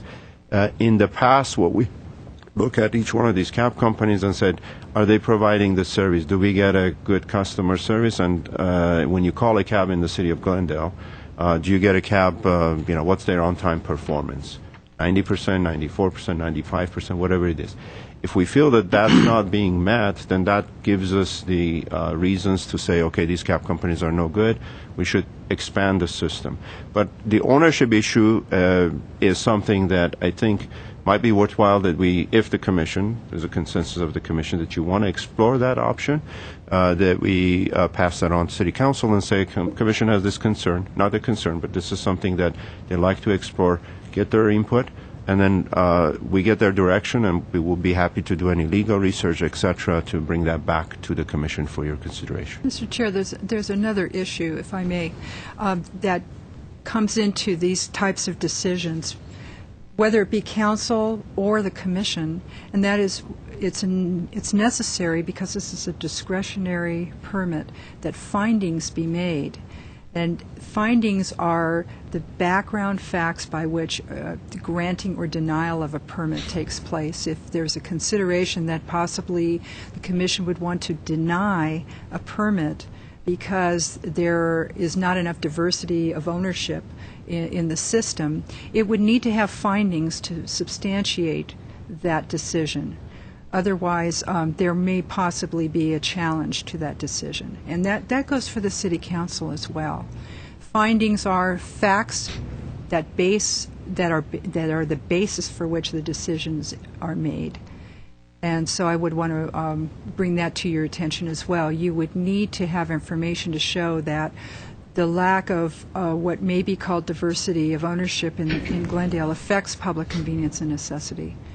And that would require that you have more information and additional information than what you have today. Well, I understand that, and I hear what you're saying. My concern is that it locks us in a box, is that unless we can find actual violations on an operator, we have very little discretion, and it basically gives automatic approval to those people who are locked into the position of being the current operators, and no new operator can come in. That, to me, is an anti-competitive thing. So, you're saying that unless we can make opposite findings, opposite these, we have no other choice than to approve this. The findings would be, Mr. Chair, those in which the market and public convenience and necessity have been affected by the multiple corporations that have similar corporate officers. That information would require more research. I would say that, including market research, information about how public convenience and necessity has not been met because of these numerous corporations that have similar corporate officers.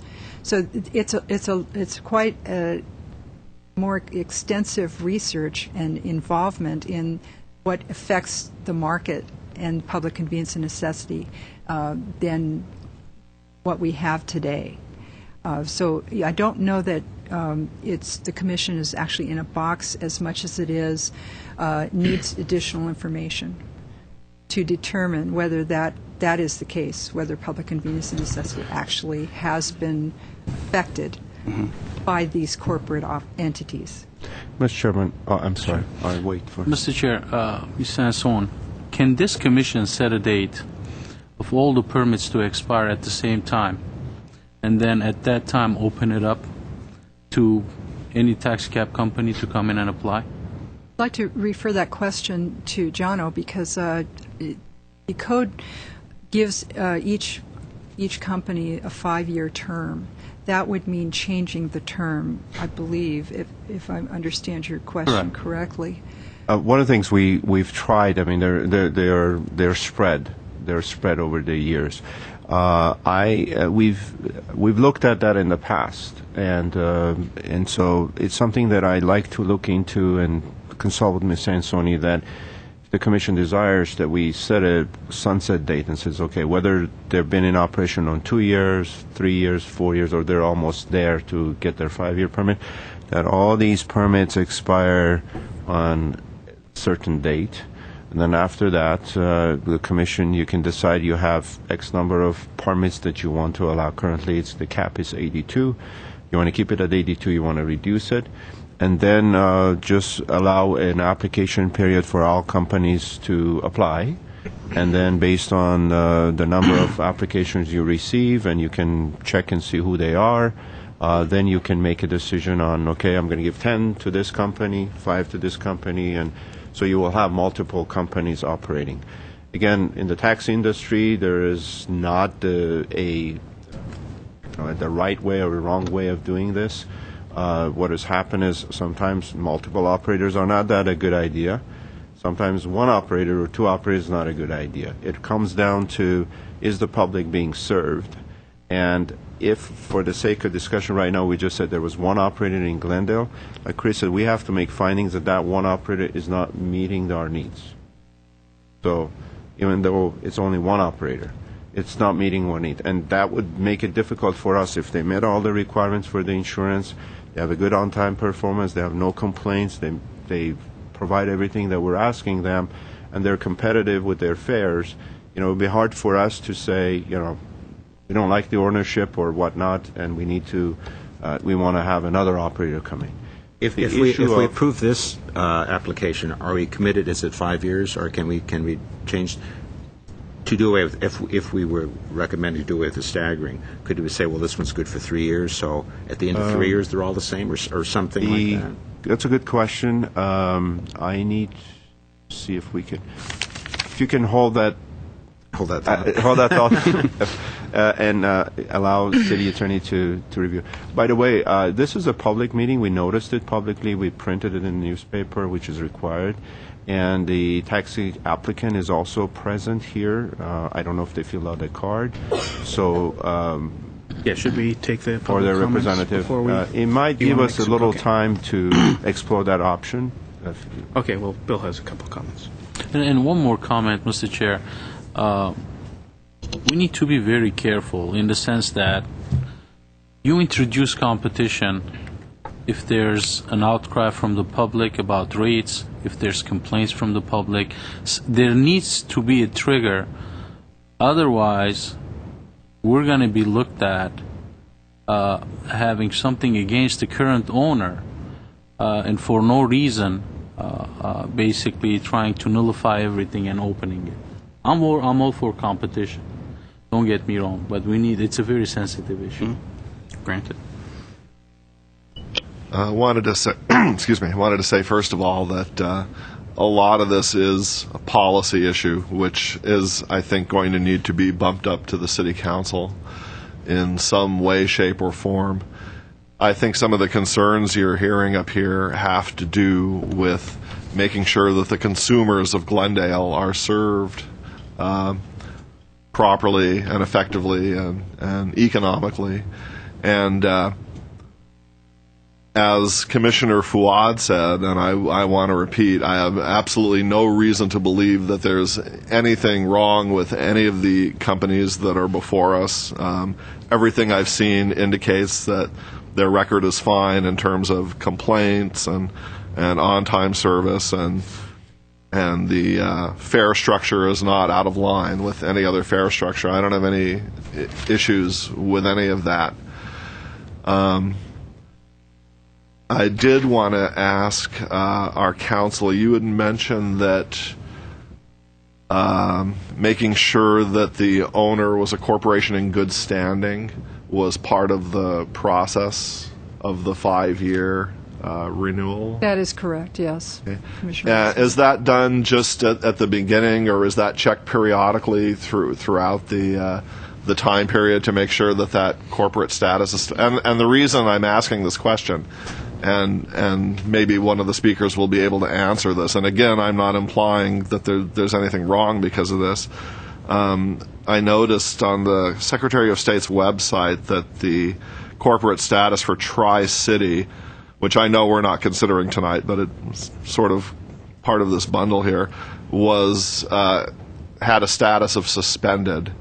So I was hoping maybe to get some clarification on that. Mr. Chairman and Member Commissioner Weissman, we're aware of that on the Tri-City, and city clerks immediately, again, we periodically check their status.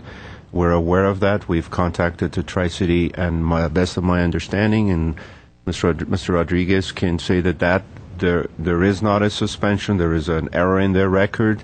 That's only, I've requested that the Tri-City provide evidence to that effect. Otherwise, what we were discussing earlier, we will suspend their permit. Now, I understand there may be some perfectly reasonable reason why it is we that do way. check it, and we're aware of that, Okay, and that's good. what Mr. Rodriguez is following through. And the insurance, corporate status, if we're aware of the company is not in good standing, we go through the revocation process unless we know that they provide adequate information to the contrary.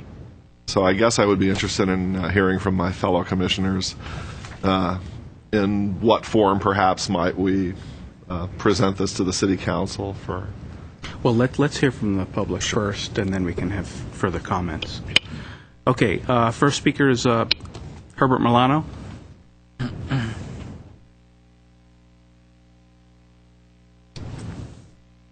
Chairman Welch, TPC Commissioners, City Staff, my name is Herbert Milano. I'm very heartened by the incisive questions you've all given today with regard to the issuance of this particular license or permit. What I want to add to this process is a couple of observations. First of all, my concern is the concern of something that happened several years ago that some of you may not be aware of, and that is the issue of a gentleman by the name of Schaefer, who had taxi cabs here in the city of Glendale and in Burbank, who owned taxi cabs under multiple names as well. I don't know if they were separate corporate entities, but who eventually was found to have committed certain felonies, including the sale of guns for exchange for narcotics. And that gun was eventually used in the death of a policeman in Burbank.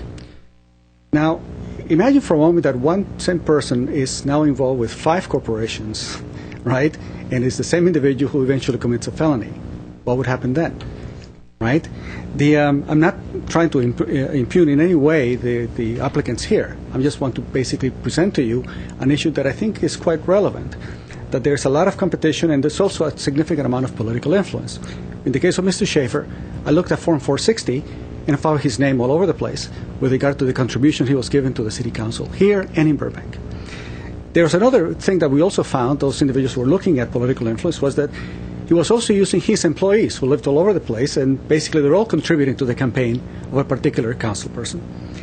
And that to me is, anything that smacks of corruption to me is a big concern, because there's nothing worse. I come from a country where there's been a lot of corruption, and I want to make sure that this city looks very careful of all these influences that may impact a particular city operation. Now, as a consumer, as a person who travels a lot in business and go to another country, what are the things that you want as a consumer? You want a clean car, a quick response, courteous and clean driver, person who really knows the city, and rates that are, I can tell that they're easy to tell what they are. So imagine for a moment that you had another provider that comes to you and says, look, we will provide a fleet of vehicles and they're all hybrids, guaranteed 100%. And our rates, according to Schedule B, let's say, are really nice easy numbers, like $2.50 to basically turn the meter on, right? And maybe, 30 cents per mile, something along those lines. Something easy that the consumer can basically say, oh yeah, I know exactly how much it's charging me. These are the things that as a consumer you want. So I ask myself the following questions. You have statements here, for example, that says on item 11, program improves the efficiency of taxi cab operation. In other words, they got software that improves it. But there's no quantification here. It doesn't say how does it improve it, right? How do you measure it? And I think that oftentimes when I see these city reports, I ask myself, well, how do we know that? How do we measure that, right? And if you had two applicants, one is giving you this tremendous level of service, a 10-minute response time guaranteed versus 15 minutes. Well, there you have a significant level of decision-making that you have. And here's my thinking, that a company that is run honestly, as an honest business from people who actually do due diligence in their business entity and are really concerned, their outcomes and the character of the owners are going to show up in the service. But if the level of decision happens to be on when they do wrong, as opposed to how good can they be, I think we're putting the focus in the wrong place. I think that if you had all of these cab companies coming in and saying, look, this is the type of fleet we'll give you, this is the way we validate the training, here's our record concerning, traffic accidents or tickets and so forth, speeding tickets. If you have all that information, say, look, here's my record, and I'm competing against this other cab company, and now you're competing against who is doing a better job. But the way you're approving this thing is as well, unless you have the errors, unless they fail this, in other words, you're doing it on the negative, right? We will give them a license so long as they don't fail, as opposed to let's choose the very best cab company that we can find for the city. So these are just thoughts that I think you should all keep in mind, that I think that there's probably a better way of evaluating how you choose and how you service the city of Glendale's residents. Thank you. Thank you. Next speaker, John Gantz, I think. Gantis. Okay.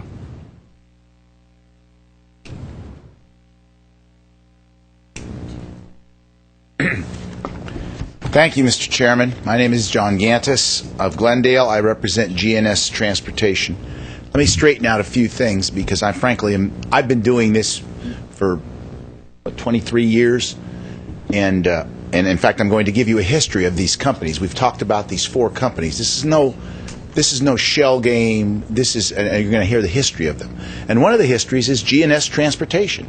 GNS Transportation was incorporated by Scott Schaefer and was bought out 5, 6, 7 years ago. Was bought out of his shares. Of course, the permits existed, so the company stayed. Just to be very clear, I'm really offended that Mr. Milano brought. I've listened to Mr. Milano for a long time, but this is the height of offense. Mr. Schaefer had nothing to do with GNS Transportation, Tri-City Transportation, People's Taxi, none of the taxi cab companies when these events took place. So to bring that up is nothing more than hysteria at the wrong time. The idea of what Mr. Milano said concerning, so I've told you about GNS Transportation. Now we have Tri-City Transportation. Tri-City Transportation were original permits that were owned by Babian, and Mr. Bagdanian was referring to the company that they had suspended, and that was the company, Babian Transportation, who at the time was also represented by myself. I've been doing this a long time. Babian Transportation allowed their insurance to lapse, allowed their corporations not to be in good standing. In fact, were charged with a very large lawsuit because they were not a corporation in good standing. This is why these are all checked into. And those went into bankruptcy, were purchased by United Taxi out of bankruptcy, and they allowed those to lapse. They never reapplied for those. So then the Tri-City then applied for those permits. Bell Cab have been in here for 16 years, owned by San Gabriel Transit Company, and have been that extensive period of time. People's Taxi was founded by Albert, I forget his last name, Matthews, Soleimani, whatever his name was, and that was purchased by Petros, having Mr. Martirosian having no interest or presidency of that corporate. That has always been a competitor, if you will. I think, but the important thing to remember, and Mr. Milano focusing on the negative, is exactly what Ms. Sansoni said. This is a positive, and the positive is this. Is the public convenience and necessity being met by GNS Transit, by any of the companies, but we're here for GNS Transit, by City Cab? And Mr. Milano says, well, we're looking at the negative. I think what Ms. I don't mean to put words in Ms. Sansoni's mouth, but I think what she's telling you is for you to deny it, you need to have these facts behind it. But what we offer to you is what you're supposed to find is it met? What's the quantification? The quantification is we have over 90% on time. That's what you look at. Are the constituents being serviced? Over 91% the first half of 2009 on-time service. Innovations in the dispatching service allow us to increase this on time because we can quickly monitor that particular situation. So we've gone over the ownership of the company, the fact that every one of the elements, as staff has told you, as Ms. Sansoni, we meet every one of them. And that indeed is your mandate. Your mandate is to find that the people of Glendale are being appropriately serviced in the taxi cab. And indeed, that's your mandate under state law. State law is very clear. In fact, I would like this to be passed out if we could. Section 53075.5 of the code, there's 10 copies there, states clearly that the state purpose is not so much competition. The economic viability and stability, this is in the notes of to the finding of this statute, of the privately operated taxi cab transportation service is a matter of statewide importance in order to provide the vital transportation, and that the policy is to promote safe and reliable privately operated taxi cab transportation service in order to provide the benefits of that service. The benefits being, in accordance with your ordinance, the public convenience and necessity is the public service. Every one of the elements shows you here that we have consistently been servicing the public on time, effectively, and in clean vehicles that meet your ordinance. Thank you very much. Thank you.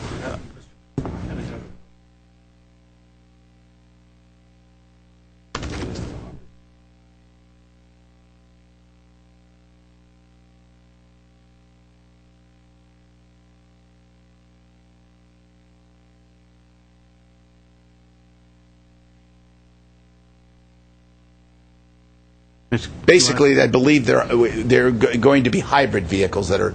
Is that correct? Hybrid vehicles that use either gasoline or CNG. Is that correct? And what the chart is showing you is that we're bringing them in as these vehicles. Vehicles have a shelf life. Is it 7 years? I believe it's 7 years under this ordinance. And as they're going out, again, Mr. Fouad, Commissioner Fouad, and Mr. Chairman, remember that the vehicles are owned privately by the drivers, okay? So we have to effectively have the drivers, when the vehicles go out, purchase these green vehicles. So what the program you have is, as they are termed out, if you will, then we're going to be moving them into that, and some of the drivers are here that drive some of these. And this has been a cooperative between GNS and the drivers, because we all want to be there to serve the public, so that we're going to cooperatively go into this program where we're going to replace the older non-green vehicles with the newer hybrid vehicles. I wasn't clear from your chart. Are all future vehicles, and I understand the life of the vehicle, are all future vehicles going to be cleaned? This chart seemed to imply some were not. I wasn't clear from the chart. We're going to have our operations person come up and chat with that, if we could. Mr. Fouad, please. I have the chart. Where is it? All right, just relax.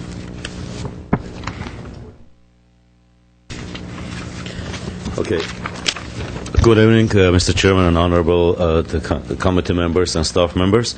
My name is Martin Shatakian, General Manager of GNS Transit City Cab. We have over here, we have three attachments here, and these attachments are showing that each year what vehicles we have to replace. If you go and take a look of attachment G10, I think we are missing G11 for some reason here. There were 4 attachments. I prepared this document myself. If you look at attachment G10, and I can explain it from here, it says the first line, CNG hybrid propane, which is qualified as green vehicles. And then it says 2010R. It means in 2010 replacement cars. So in 2010, we will have some vehicles completing their age limit with City of Glendale and should be retired because of their age. And therefore, these vehicles which are going to retire will be replaced either with green vehicles or regular minivans or wheelchair minivans to satisfy the ADA facility. The population needs and necessity.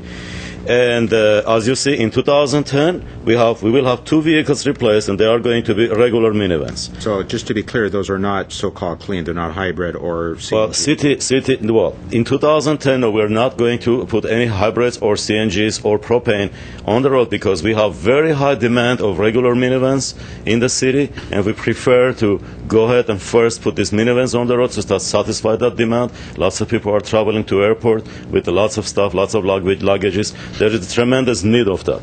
If you take a look of attachment, again, we are missing attachment G11, but if you take a look at attachment G12, it says 2012R, the next page. If you go down to CNG, hybrid, and propane, you will see that we are going to put 3 vehicles, 3 hybrid and or propane or CNG vehicles on the road in 2012, when we will be retiring cabs in 2012. Also, as you can see, we are going to put 1 regular minivan in the service of that year. And attachment G14 shows that we're going to have already 5 green vehicles replaced in that year. 5 old taxi cabs retired and replaced by green vehicles. Are these so-called regular minivans? They are not available in a green. Not yet, but we are looking into it, the commissioner, and whenever they are available, and we are looking into wheelchair minivans as well to be available in green applications. So whenever they are available and also affordable to buy, we will go ahead and put them on the road as well. Right now, we don't have them in a market, either new or used.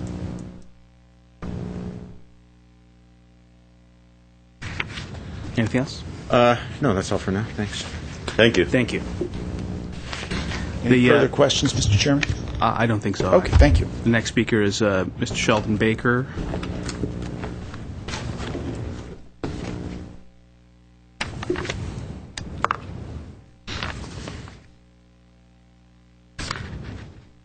Good evening. I'm Sheldon Baker, and I represent GNS, the applicant. Let me just be very brief, but take a little different turn here. What is before you is whether or not to renew the existing owner's permit for the operation of 15 cabs in Glendale, currently issued to GNS. That's what's before you.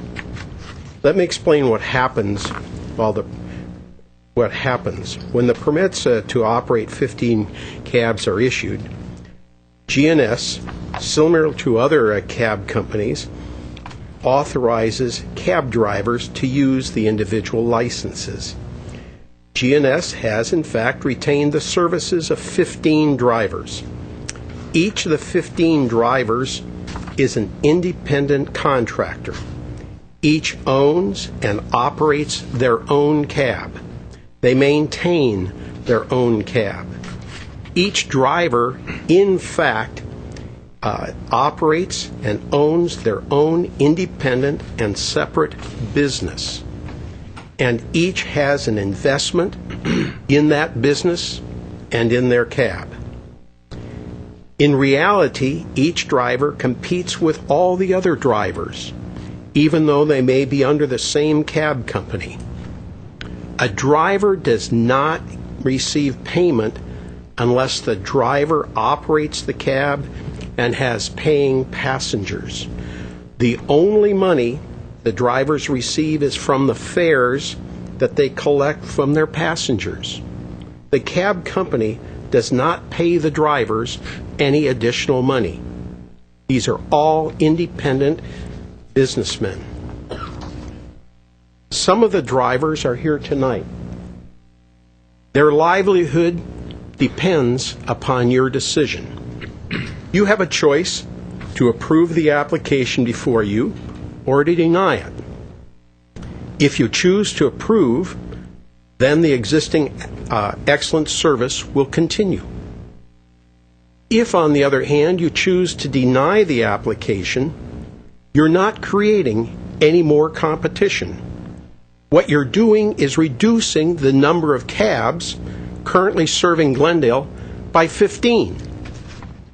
There is no application on file to grant licenses to anybody else. You previously determined that need necessity, that standard requires 82 cabs to be operating in Glendale. As you know, one license has not been issued to any company. But instead of 81 cabs operating, there'll be 66 operating in Glendale, and this commission will have caused the need necessity standard not to be met. It's that simple. But there's an even far more significant consequence that comes about by a denial. Note that the drivers you see here today and the other drivers for GNS all work in Glendale. They are all business people in Glendale. They shop in Glendale. They live in Glendale. Their families go to school in Glendale. They are serving the public well. Each driver is an independent business person working hard to feed their family and to pay their bills. If you deny the application before you tonight, each of these drivers will in effect be out of business. They won't be able to operate their cab. They'll lose their investment in their cabs and their business. Those consequences are in addition to the failure to satisfy the requirements of need and necessity. Why deny the application? Particularly since each of these drivers has been doing their job and doing their job well. And GNS itself is meeting every single requirement called for in the renewal of the permit.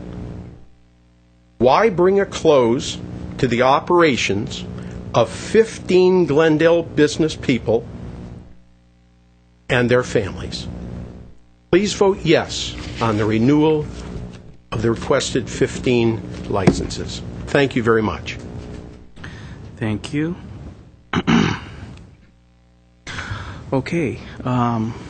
Comments, please? Please, why don't you start us off?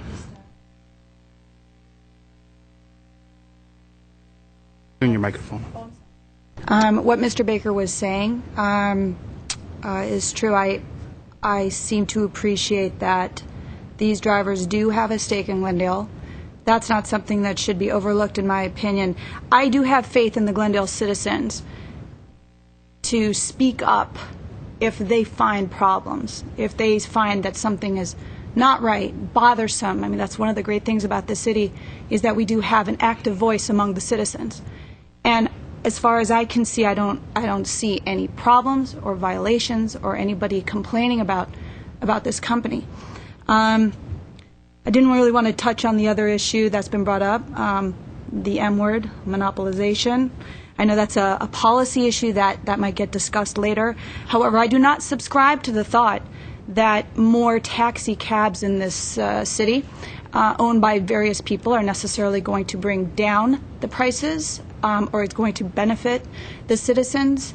And I actually, upon researching this, realized that there is the thought out there, based on a 1993 Price Waterhouse study, that it will actually decrease the quality of service, increase the fares. So while we're not going to get into the specifics of this issue right now, that is something that I keep in mind, and I believe that is our job, as Mr. Baker had so well stated, that it is the public necessity and convenience. I believe it's been met. Ditto. I agree with 100% of what you said, but I am also concerned, and I've been concerned last 2-3 years, that the way the procedures that the city has in place to regulate the industry they need to be improved. For example, how are we measuring response time? Is it information being obtained by the companies, or we do go out there with our inspectors and do random calls and measure it ourselves? And that's something that I'm going to propose we start doing. Other cities do it. They randomly pick locations, and not only during business hours, it could be at 2 a.m. in the morning. I understand the city budget might not allow that, but during maybe regular business hours, place random calls. The taxi cab arrives, see how long it took him to arrive, check the taxi cab to see if it's clean or not, check the vehicle in general, and then log it in. We need to measure this, and not information given to us by the taxi cab companies. Not that I don't trust them, I do trust them. All the companies here are very reputable companies, all of them. What I'm going to propose is, and my vote is to issue the permits, but I'm going to propose that we look at the owner's permit renewal dates, and let's look at the one that expires last, and set all the renewals to expire on that date. Now, not to say that on that date we're not going to issue these permits to the same companies. No, we will probably issue them to the same companies. But what I'm looking for a subcommittee from here until then to sit down and draft some procedures. Why do we need A22 cabs? That's still up in the air. I still haven't seen proof behind it. At some point, somebody said, I haven't seen a study that 82 cab is the limit. Maybe it should be 60, maybe it should be 100. Obviously, not more than 82 because we don't have any complaints, and it seems like everything is functioning well. But that would be my proposal, Mr. Chair, to set the date, basically, of all these permits, renewing them to expire on the last date of the company that expires last. And then at that point, we'll open it up, and until then, I'm sure we have a couple of years, a subcommittee will put some procedures together to regulate the industry. I also agree that the process is kind of flawed. I get to think about, if the city has a parking structure and they have a operator who operates the parking structure, at the end of the contract, they may be perfectly happy with how that operator operated the structure, but nonetheless, they put it out for a competitive bidding process to get in additional bids to see who might be a better operator or who might have a better system in place. And there's no competitive bidding process in this taxi cab allocation system, which is the thing I think that bothers me the most. Is that, and I know the rates are all the same, but as I think Mr. Milano mentioned, some of them might have different procedures and processes and systems that they would compete and compare favorably one against another, and there's no ability for us to evaluate that or to look at that in this process. So that's why I think there's a fundamental flaw. And secondly, even in the public statement of public convenience and necessity put in by the applicant, they talk about the regular taxi business is down 20%. Where is our process for changing that number? If we decide that 20% needs to be reduced in the number of permits, whose permits are reduced? Is it across the board every operator, or is it some operator or a different operator? There's just no process for it. So it's a little too ad hoc for me. So I think that the suggestion of aligning them all together so that there's a single process, at a date certain, you open it up for bidding, people can send in their proposals, we can then compare the different proposals against each other, we can set the number of permits that are going to be issued in this next period of time based upon research of the marketplace, and then, those are how we allocate the permits at the time. If I may, Mr. President, Ms. Sanson, when we set the procedures, this commission can put a requirement that, for example, 40% of your fleet has to be green. Can we do that or not? I mean, 40% might be a high number, but just as an example. Mr. Chair, members of the Commission, Commissioner Sahakian, that goes to public convenience and necessity if that is a determination of the Commission to set up specific criteria within the public convenience and necessity. It certainly should be able to do that. I'd like to do a little more research on that. It's not specified in the code. However, the code is quite flexible. Other things can be considered besides what is listed specifically in public convenience and necessity section of the code. So I would say tentatively yes, but I'd like to do a little more research on that issue. Thank you. Let me let other people chat first. I would agree with the comments. Most of the comments so far I've heard from my colleagues. I think there is certainly room for improvement in the process. And I'm not sure exactly what form that's going to take, how we're going to arrive at that, but I would appreciate having some discussion on that. In terms of the case that's before us right now, we are constrained to some extent by some of the factors that our counsel has mentioned, and I feel your pain when you say we're in a box on this, because I understand where you're coming from. At this point, I basically don't think I would be able to make the findings for a denial, and it would be, that still doesn't necessarily alleviate any concerns I might have regarding diversity of ownership and opportunities for the consumers of Glendale to be best served. But I don't think that's going to be any major changes in that are going to be happening tonight. And it's definitely going to be a subject for further discussion on that. I'll move on here. Well, I'm definitely inclined to approve the application with an asterisk, and that would be Mr. Sahakian was suggesting a term, we should have them all come to a term. I mean, that would suggest that, but for this application, the next one's going to expire in, the last one, but for this one, would be like 4 years, say? Possibly. So, does this commission want to only renew this for 4 years? So this will be the first of the sinking. I don't know. Do we have the ability to continue this for a month if you wanted to gather more data about dates and stuff like that? Any decisions you wish to make is up to the Commission. It's been agendized. So it's not an imminent expiration date that we're dealing with here? No. I will need Mr. Rodriguez. Their permit... Okay, I'm sorry. Their permit expires March 7, 2010. So that's why we bring it to the Commission ahead of time, so we could administratively, Ms.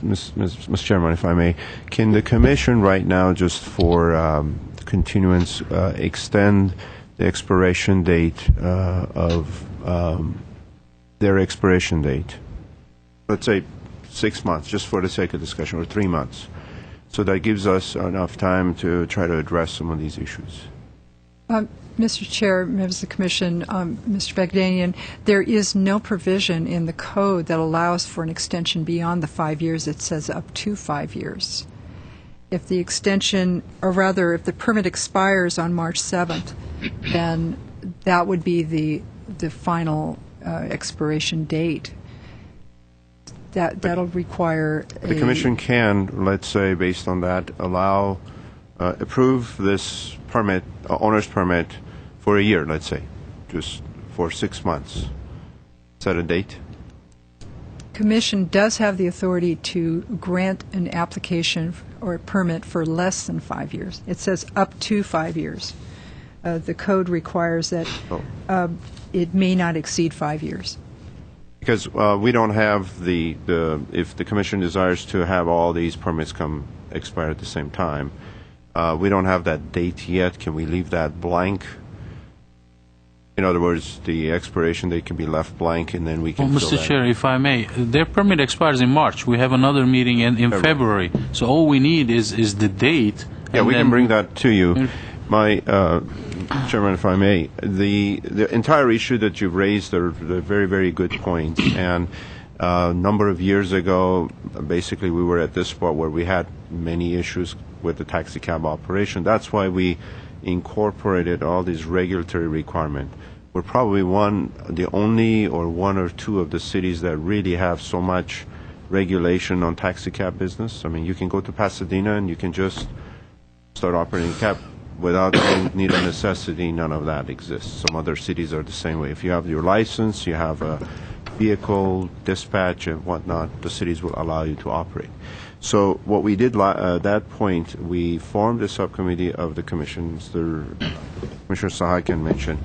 It was including the cab operators because, we can create any provisions we want, and you need to also be fair to the industry to allow you to give, for example, we put in requirements that their vehicles cannot just go buy very old vehicles and put them in service.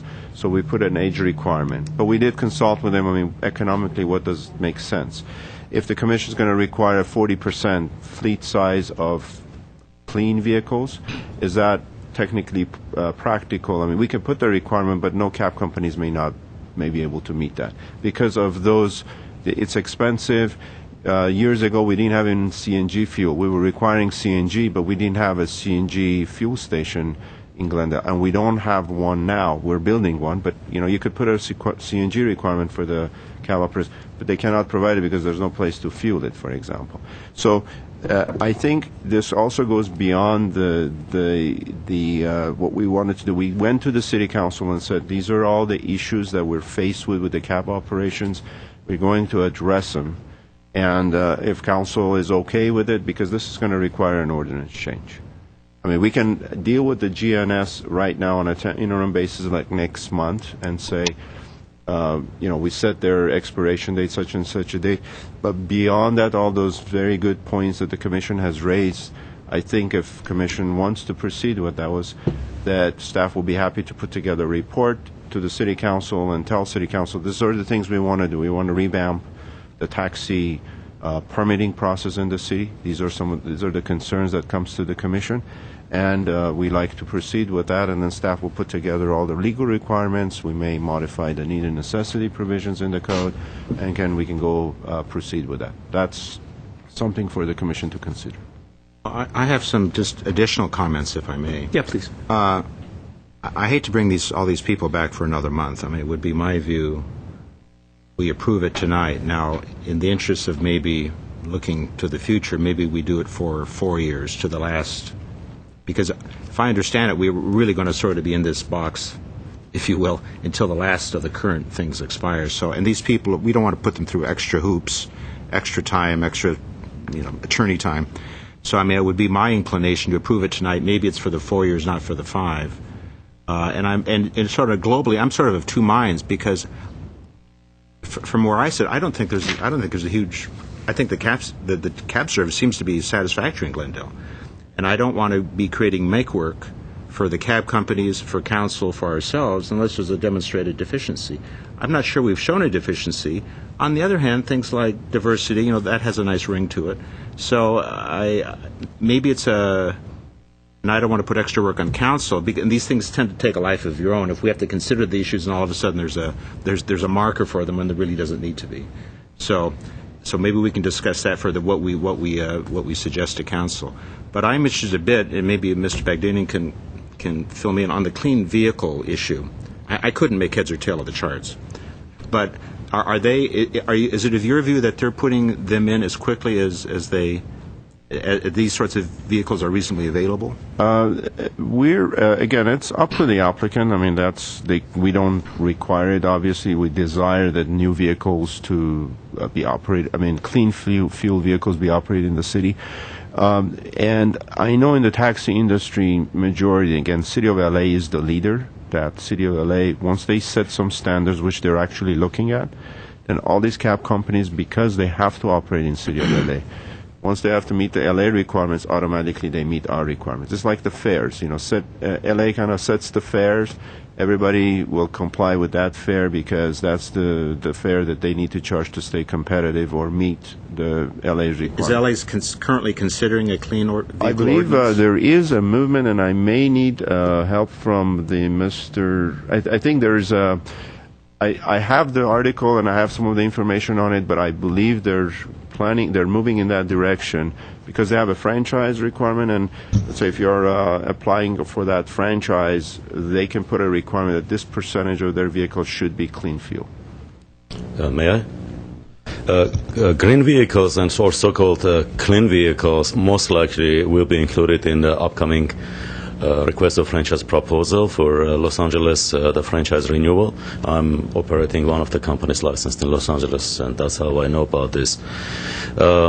Up to today, city was not requiring for City of Los Angeles licensed companies to have green vehicles because the current franchise contract, which is expiring end of this year, didn't have any provisions about the green taxi cabs. However, with the new RFP to be released soon, we will have this the green vehicles as a part of this RFP, and if anybody wants to bid for the franchise in City of Los Angeles, should comply with this the green vehicle the placement as well. When it comes to City of Glendale, you already have our schedule. We are voluntarily putting these vehicles. We'll put these vehicles in service, and again, as of today, we don't have these regular minivans or wheelchair vans available in green or CNG, propane, or hybrid applications. But once they're available, we'll go for it. We are for it, and we will do it. I wonder if we can piggyback on LA's work when that comes into effect. Yeah, can that be part of the approval tonight? Would that be a problem for you? Well, I don't think so, no. Because you're saying, in effect, they have to do it anyway. Let's say they have cabs, in this case GNS is licensed in Glendale, in Pasadena, in City of Los Angeles. City of Burbank. If they're not licensed to operate in LA, then obviously they don't need to meet that requirement. But the other cab operators that are licensed in LA, if they're part of that franchise, then they will be required to meet that requirement. If they're part of that percentage of that fleet, they'll be meeting that requirement, and we can put that requirement on. Well, I mean, conceptually, I'd like to get the better of what LA is going to be put into effect, and I don't know how that mirrors. Maybe what you've already proposed is better than what LA is going to require. Yeah, there's that requirement is not out. The RFP is not out yet. So once we know that, I think we can first encourage the new renewals. Tell the applicants who are coming for a renewal, whether a year or two from now, and saying this is what the Commission desires to see, and we'd like to see a schedule of replacement of the vehicles with clean vehicles. Can we have a regime where we accept their current schedule, but as LA comes in with one or other, can we put a proviso in their permit that as those things become available, they have to submit to them on this same schedule, or is that too cumbersome?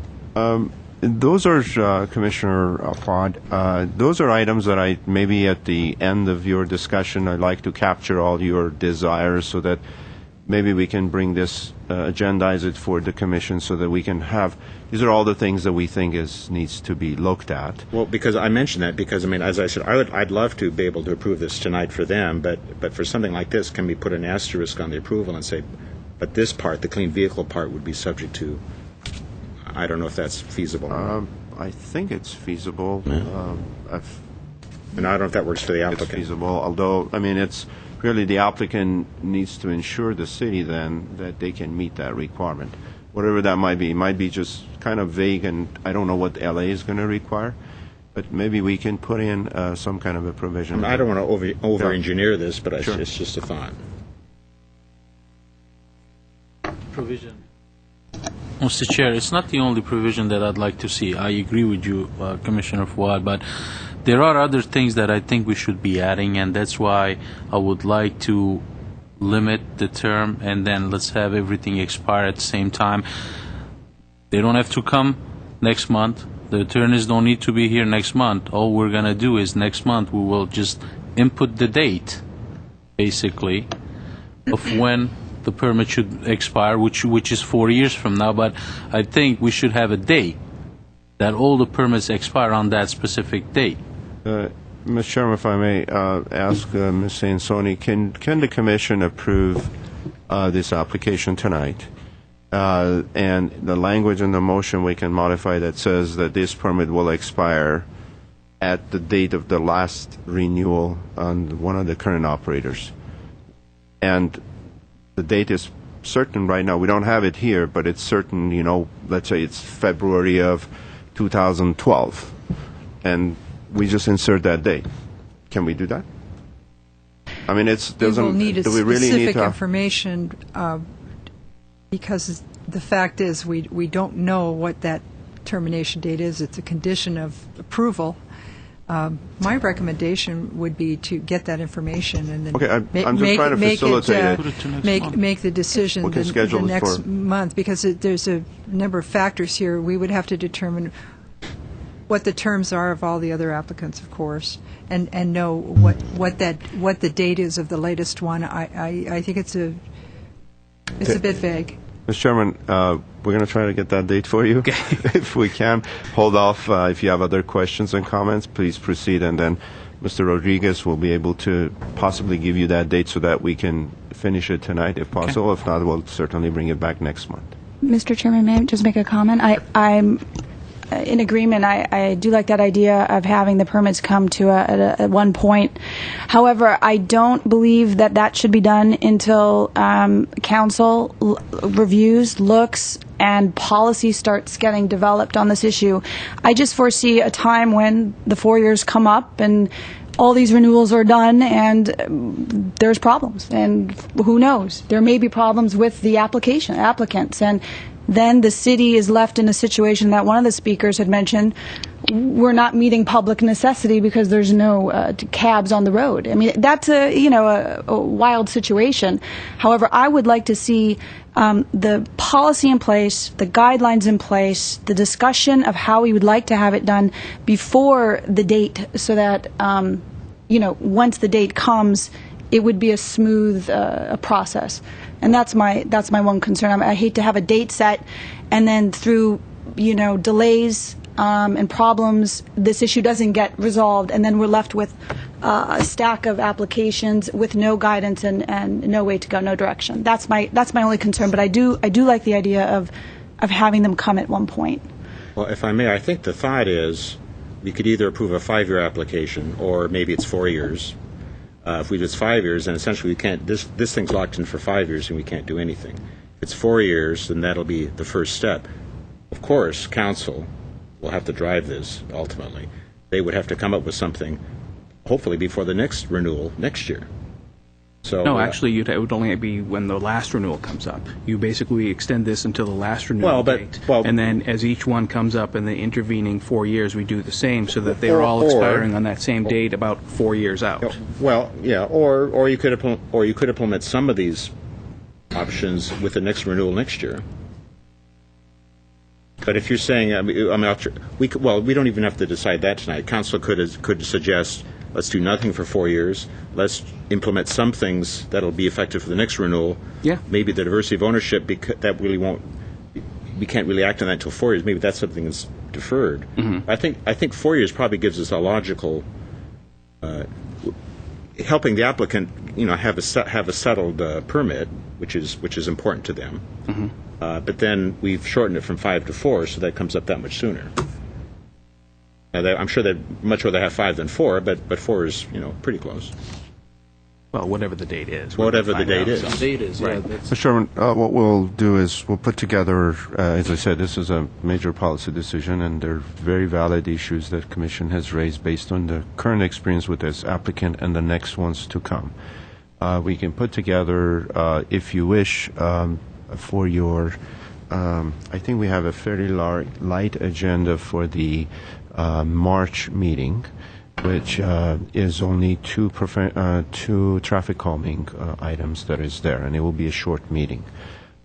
If Commission desires, I can schedule this so we have a better discussion.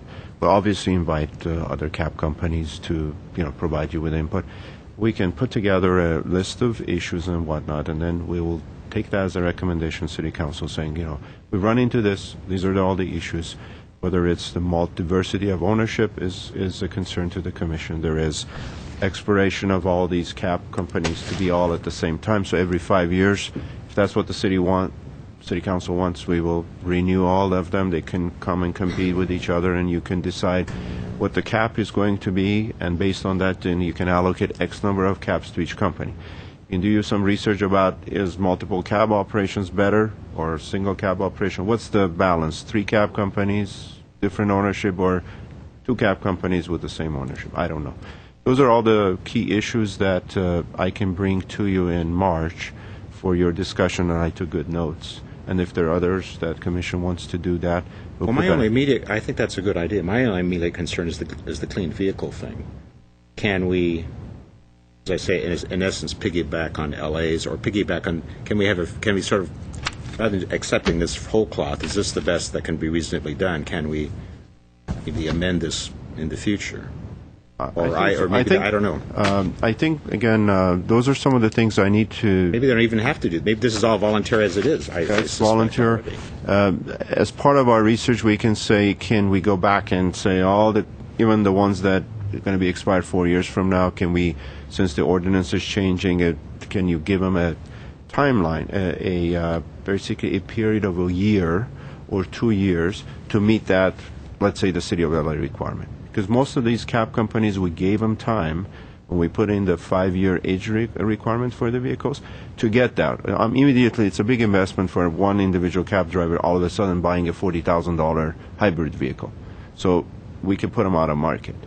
So those are the type of things maybe we can explore and come back to the. Well, should we put something in this approval with that proviso? I think maybe we ask the applicant if they're willing to, Mr. Chairman, if I may, ask if they're willing to commit to a certain, level of replacement of these vehicles. It's not just the schedule that it's in front of us, but they will commit to the next 2 years or 1 year, whatever, that certain number of those vehicles can be changed. Again, based on a volunteer, but it will go into your approval. Well, I mean, what I would suggest, keep with their current schedule, and if LA adopts something that's more stringent, hopefully they can go with that. Excuse me, now, are you suggesting that this be applied only to this particular company, or would this be something that upon next renewal for another company, that this would be applied to them as well? Tonight would be just for this, but going forward, it'd be a little more. We would have a year from now, we'd have more information, it'd be more formal. This is sort of a stopgap if they want their approval. My personal opinion on this issue is. Although ironic, because we have the luxury of discussing working with a company if they can, add voluntarily these clean air vehicles because they've been around so long, and that's the luxury of being able to do that, as opposed to someone who's just coming in right off the street and trying to get into the market now. But that brings up the other point, which I think it should be discussed as a whole policy, because that also affects the entry point for a company, as we were suggesting, who comes and wants to have a bid and wants to get a taxi company in Glendale. That's going to be an expensive entry that's going to be put upon them. And maybe an independent operator who only has 1 or 2 won't be able to do that. So I think that's something that should be looked as a whole with the policy, as opposed to perhaps putting it on them right now, and perhaps the council could look at that.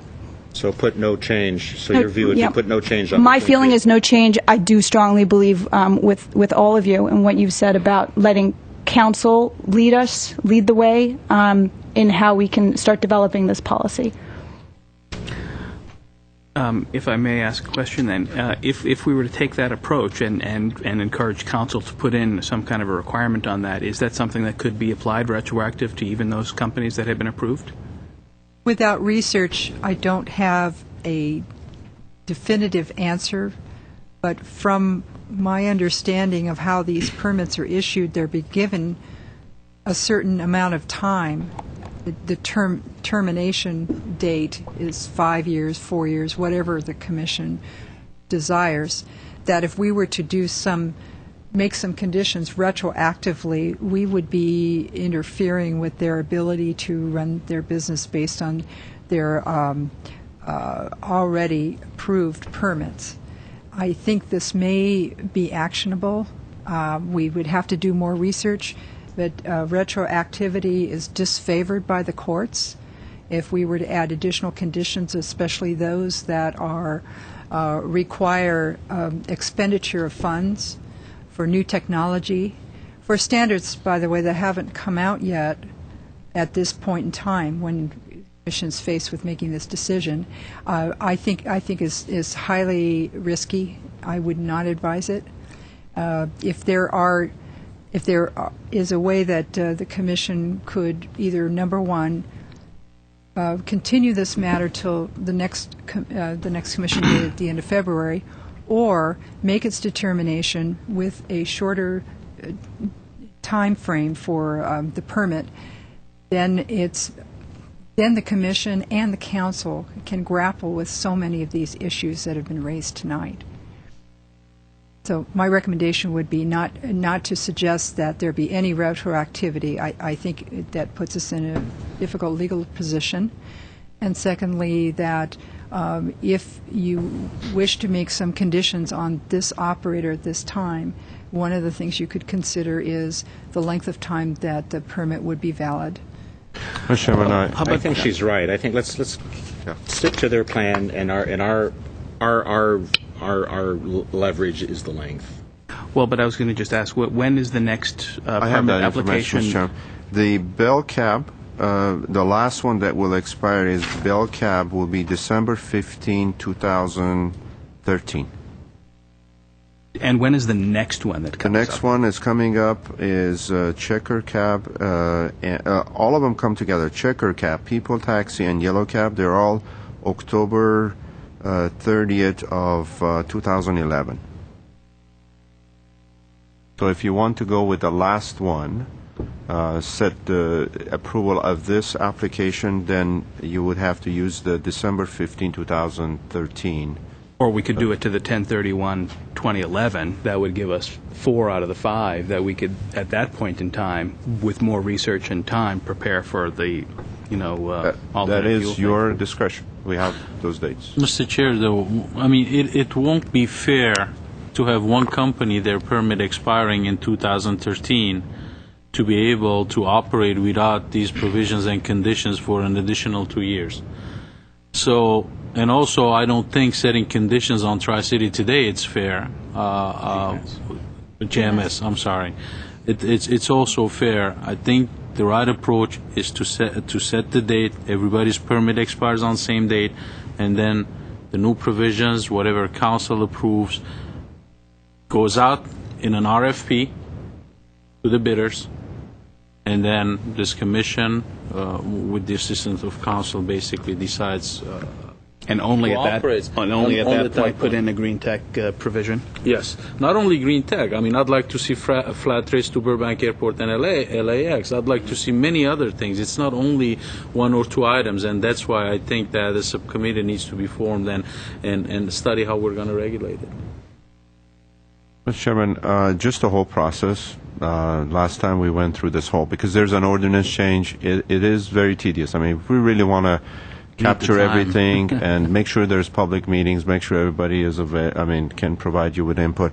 From a staff standpoint, I think 2013 is not that far away when you look at that time. So I would recommend that the commission, if you're considering to set instead of 5 years for GNS, set the December 15, 2013 as your date. And then this will allow us to come back to, let's say, in March or April to kind of capture everything, send the report to City Council and say these are all the things that we would like Commission to do, Commission desires to do, get their blessing, and then we'll go forward from that point. And we're going to agenda that for March? I would say March is a good date. 1 second, if I may. And by then, hybrid should be cheaper. Yes, I think March is a good date. Okay. Yes. So can I ask for a motion, please? I move.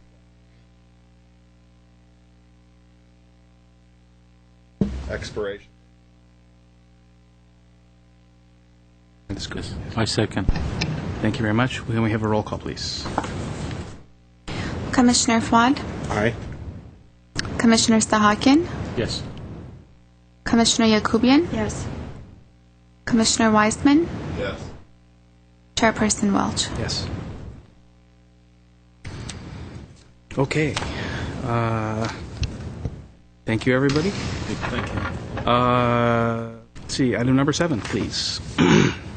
Item 7, Commission Staff Comments Updates. Mr. Bagdani, do you want to go first? Yes, Mr. Chairman. Mr. Chairman, there's I am working on putting together a rolling calendar. As you can see, there's a number of items that we need to bring to the Commission.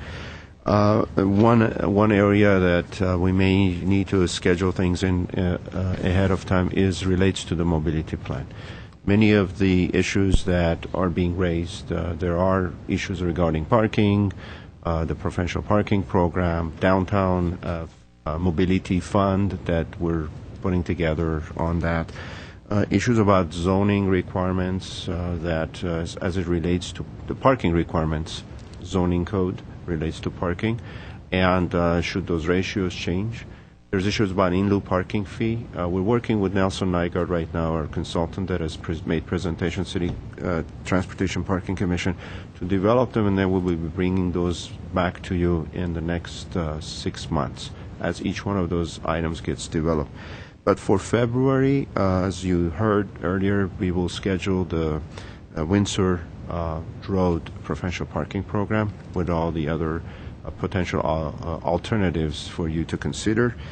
For the March meeting, we have 2 traffic calming items that I will schedule for the Commission, as well as myself and work with Ms. Sansoni to basically capture all your thoughts and then have a discussion item for you for the March meeting on this issue, so that we can capture that, then we send it to City Council for their direction to proceed. And then, as I said, in April, we were working on a couple of mobility plan items that we'll working with Planning Commission and Planning Department on that. And then on the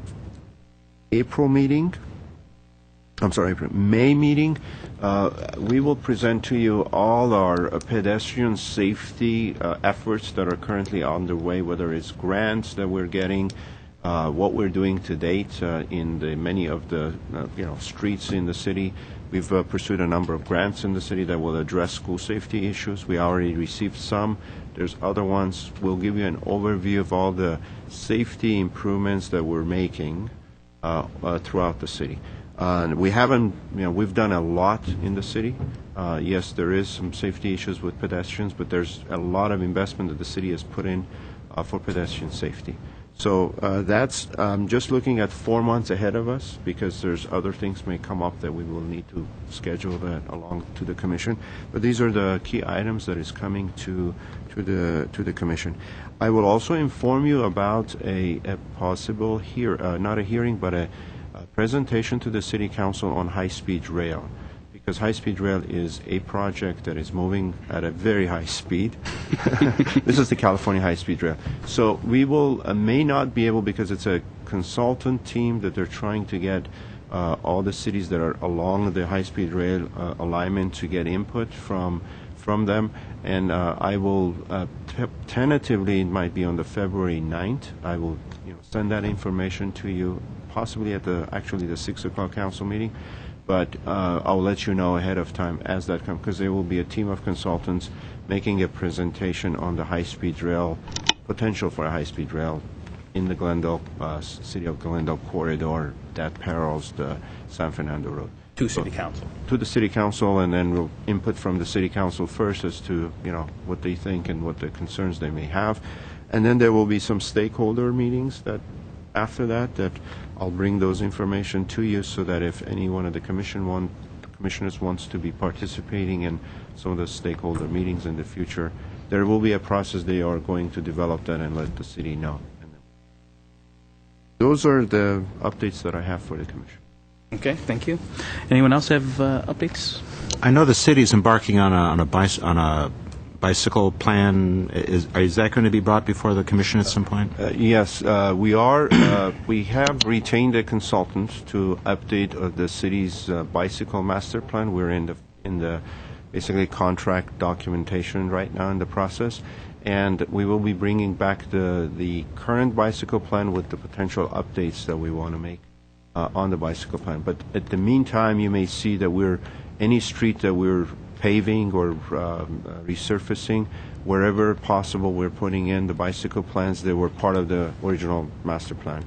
But then that plan needs to be updated, and that will be coming to the commission. I don't have a date yet because we are negotiating with the consultant on a schedule.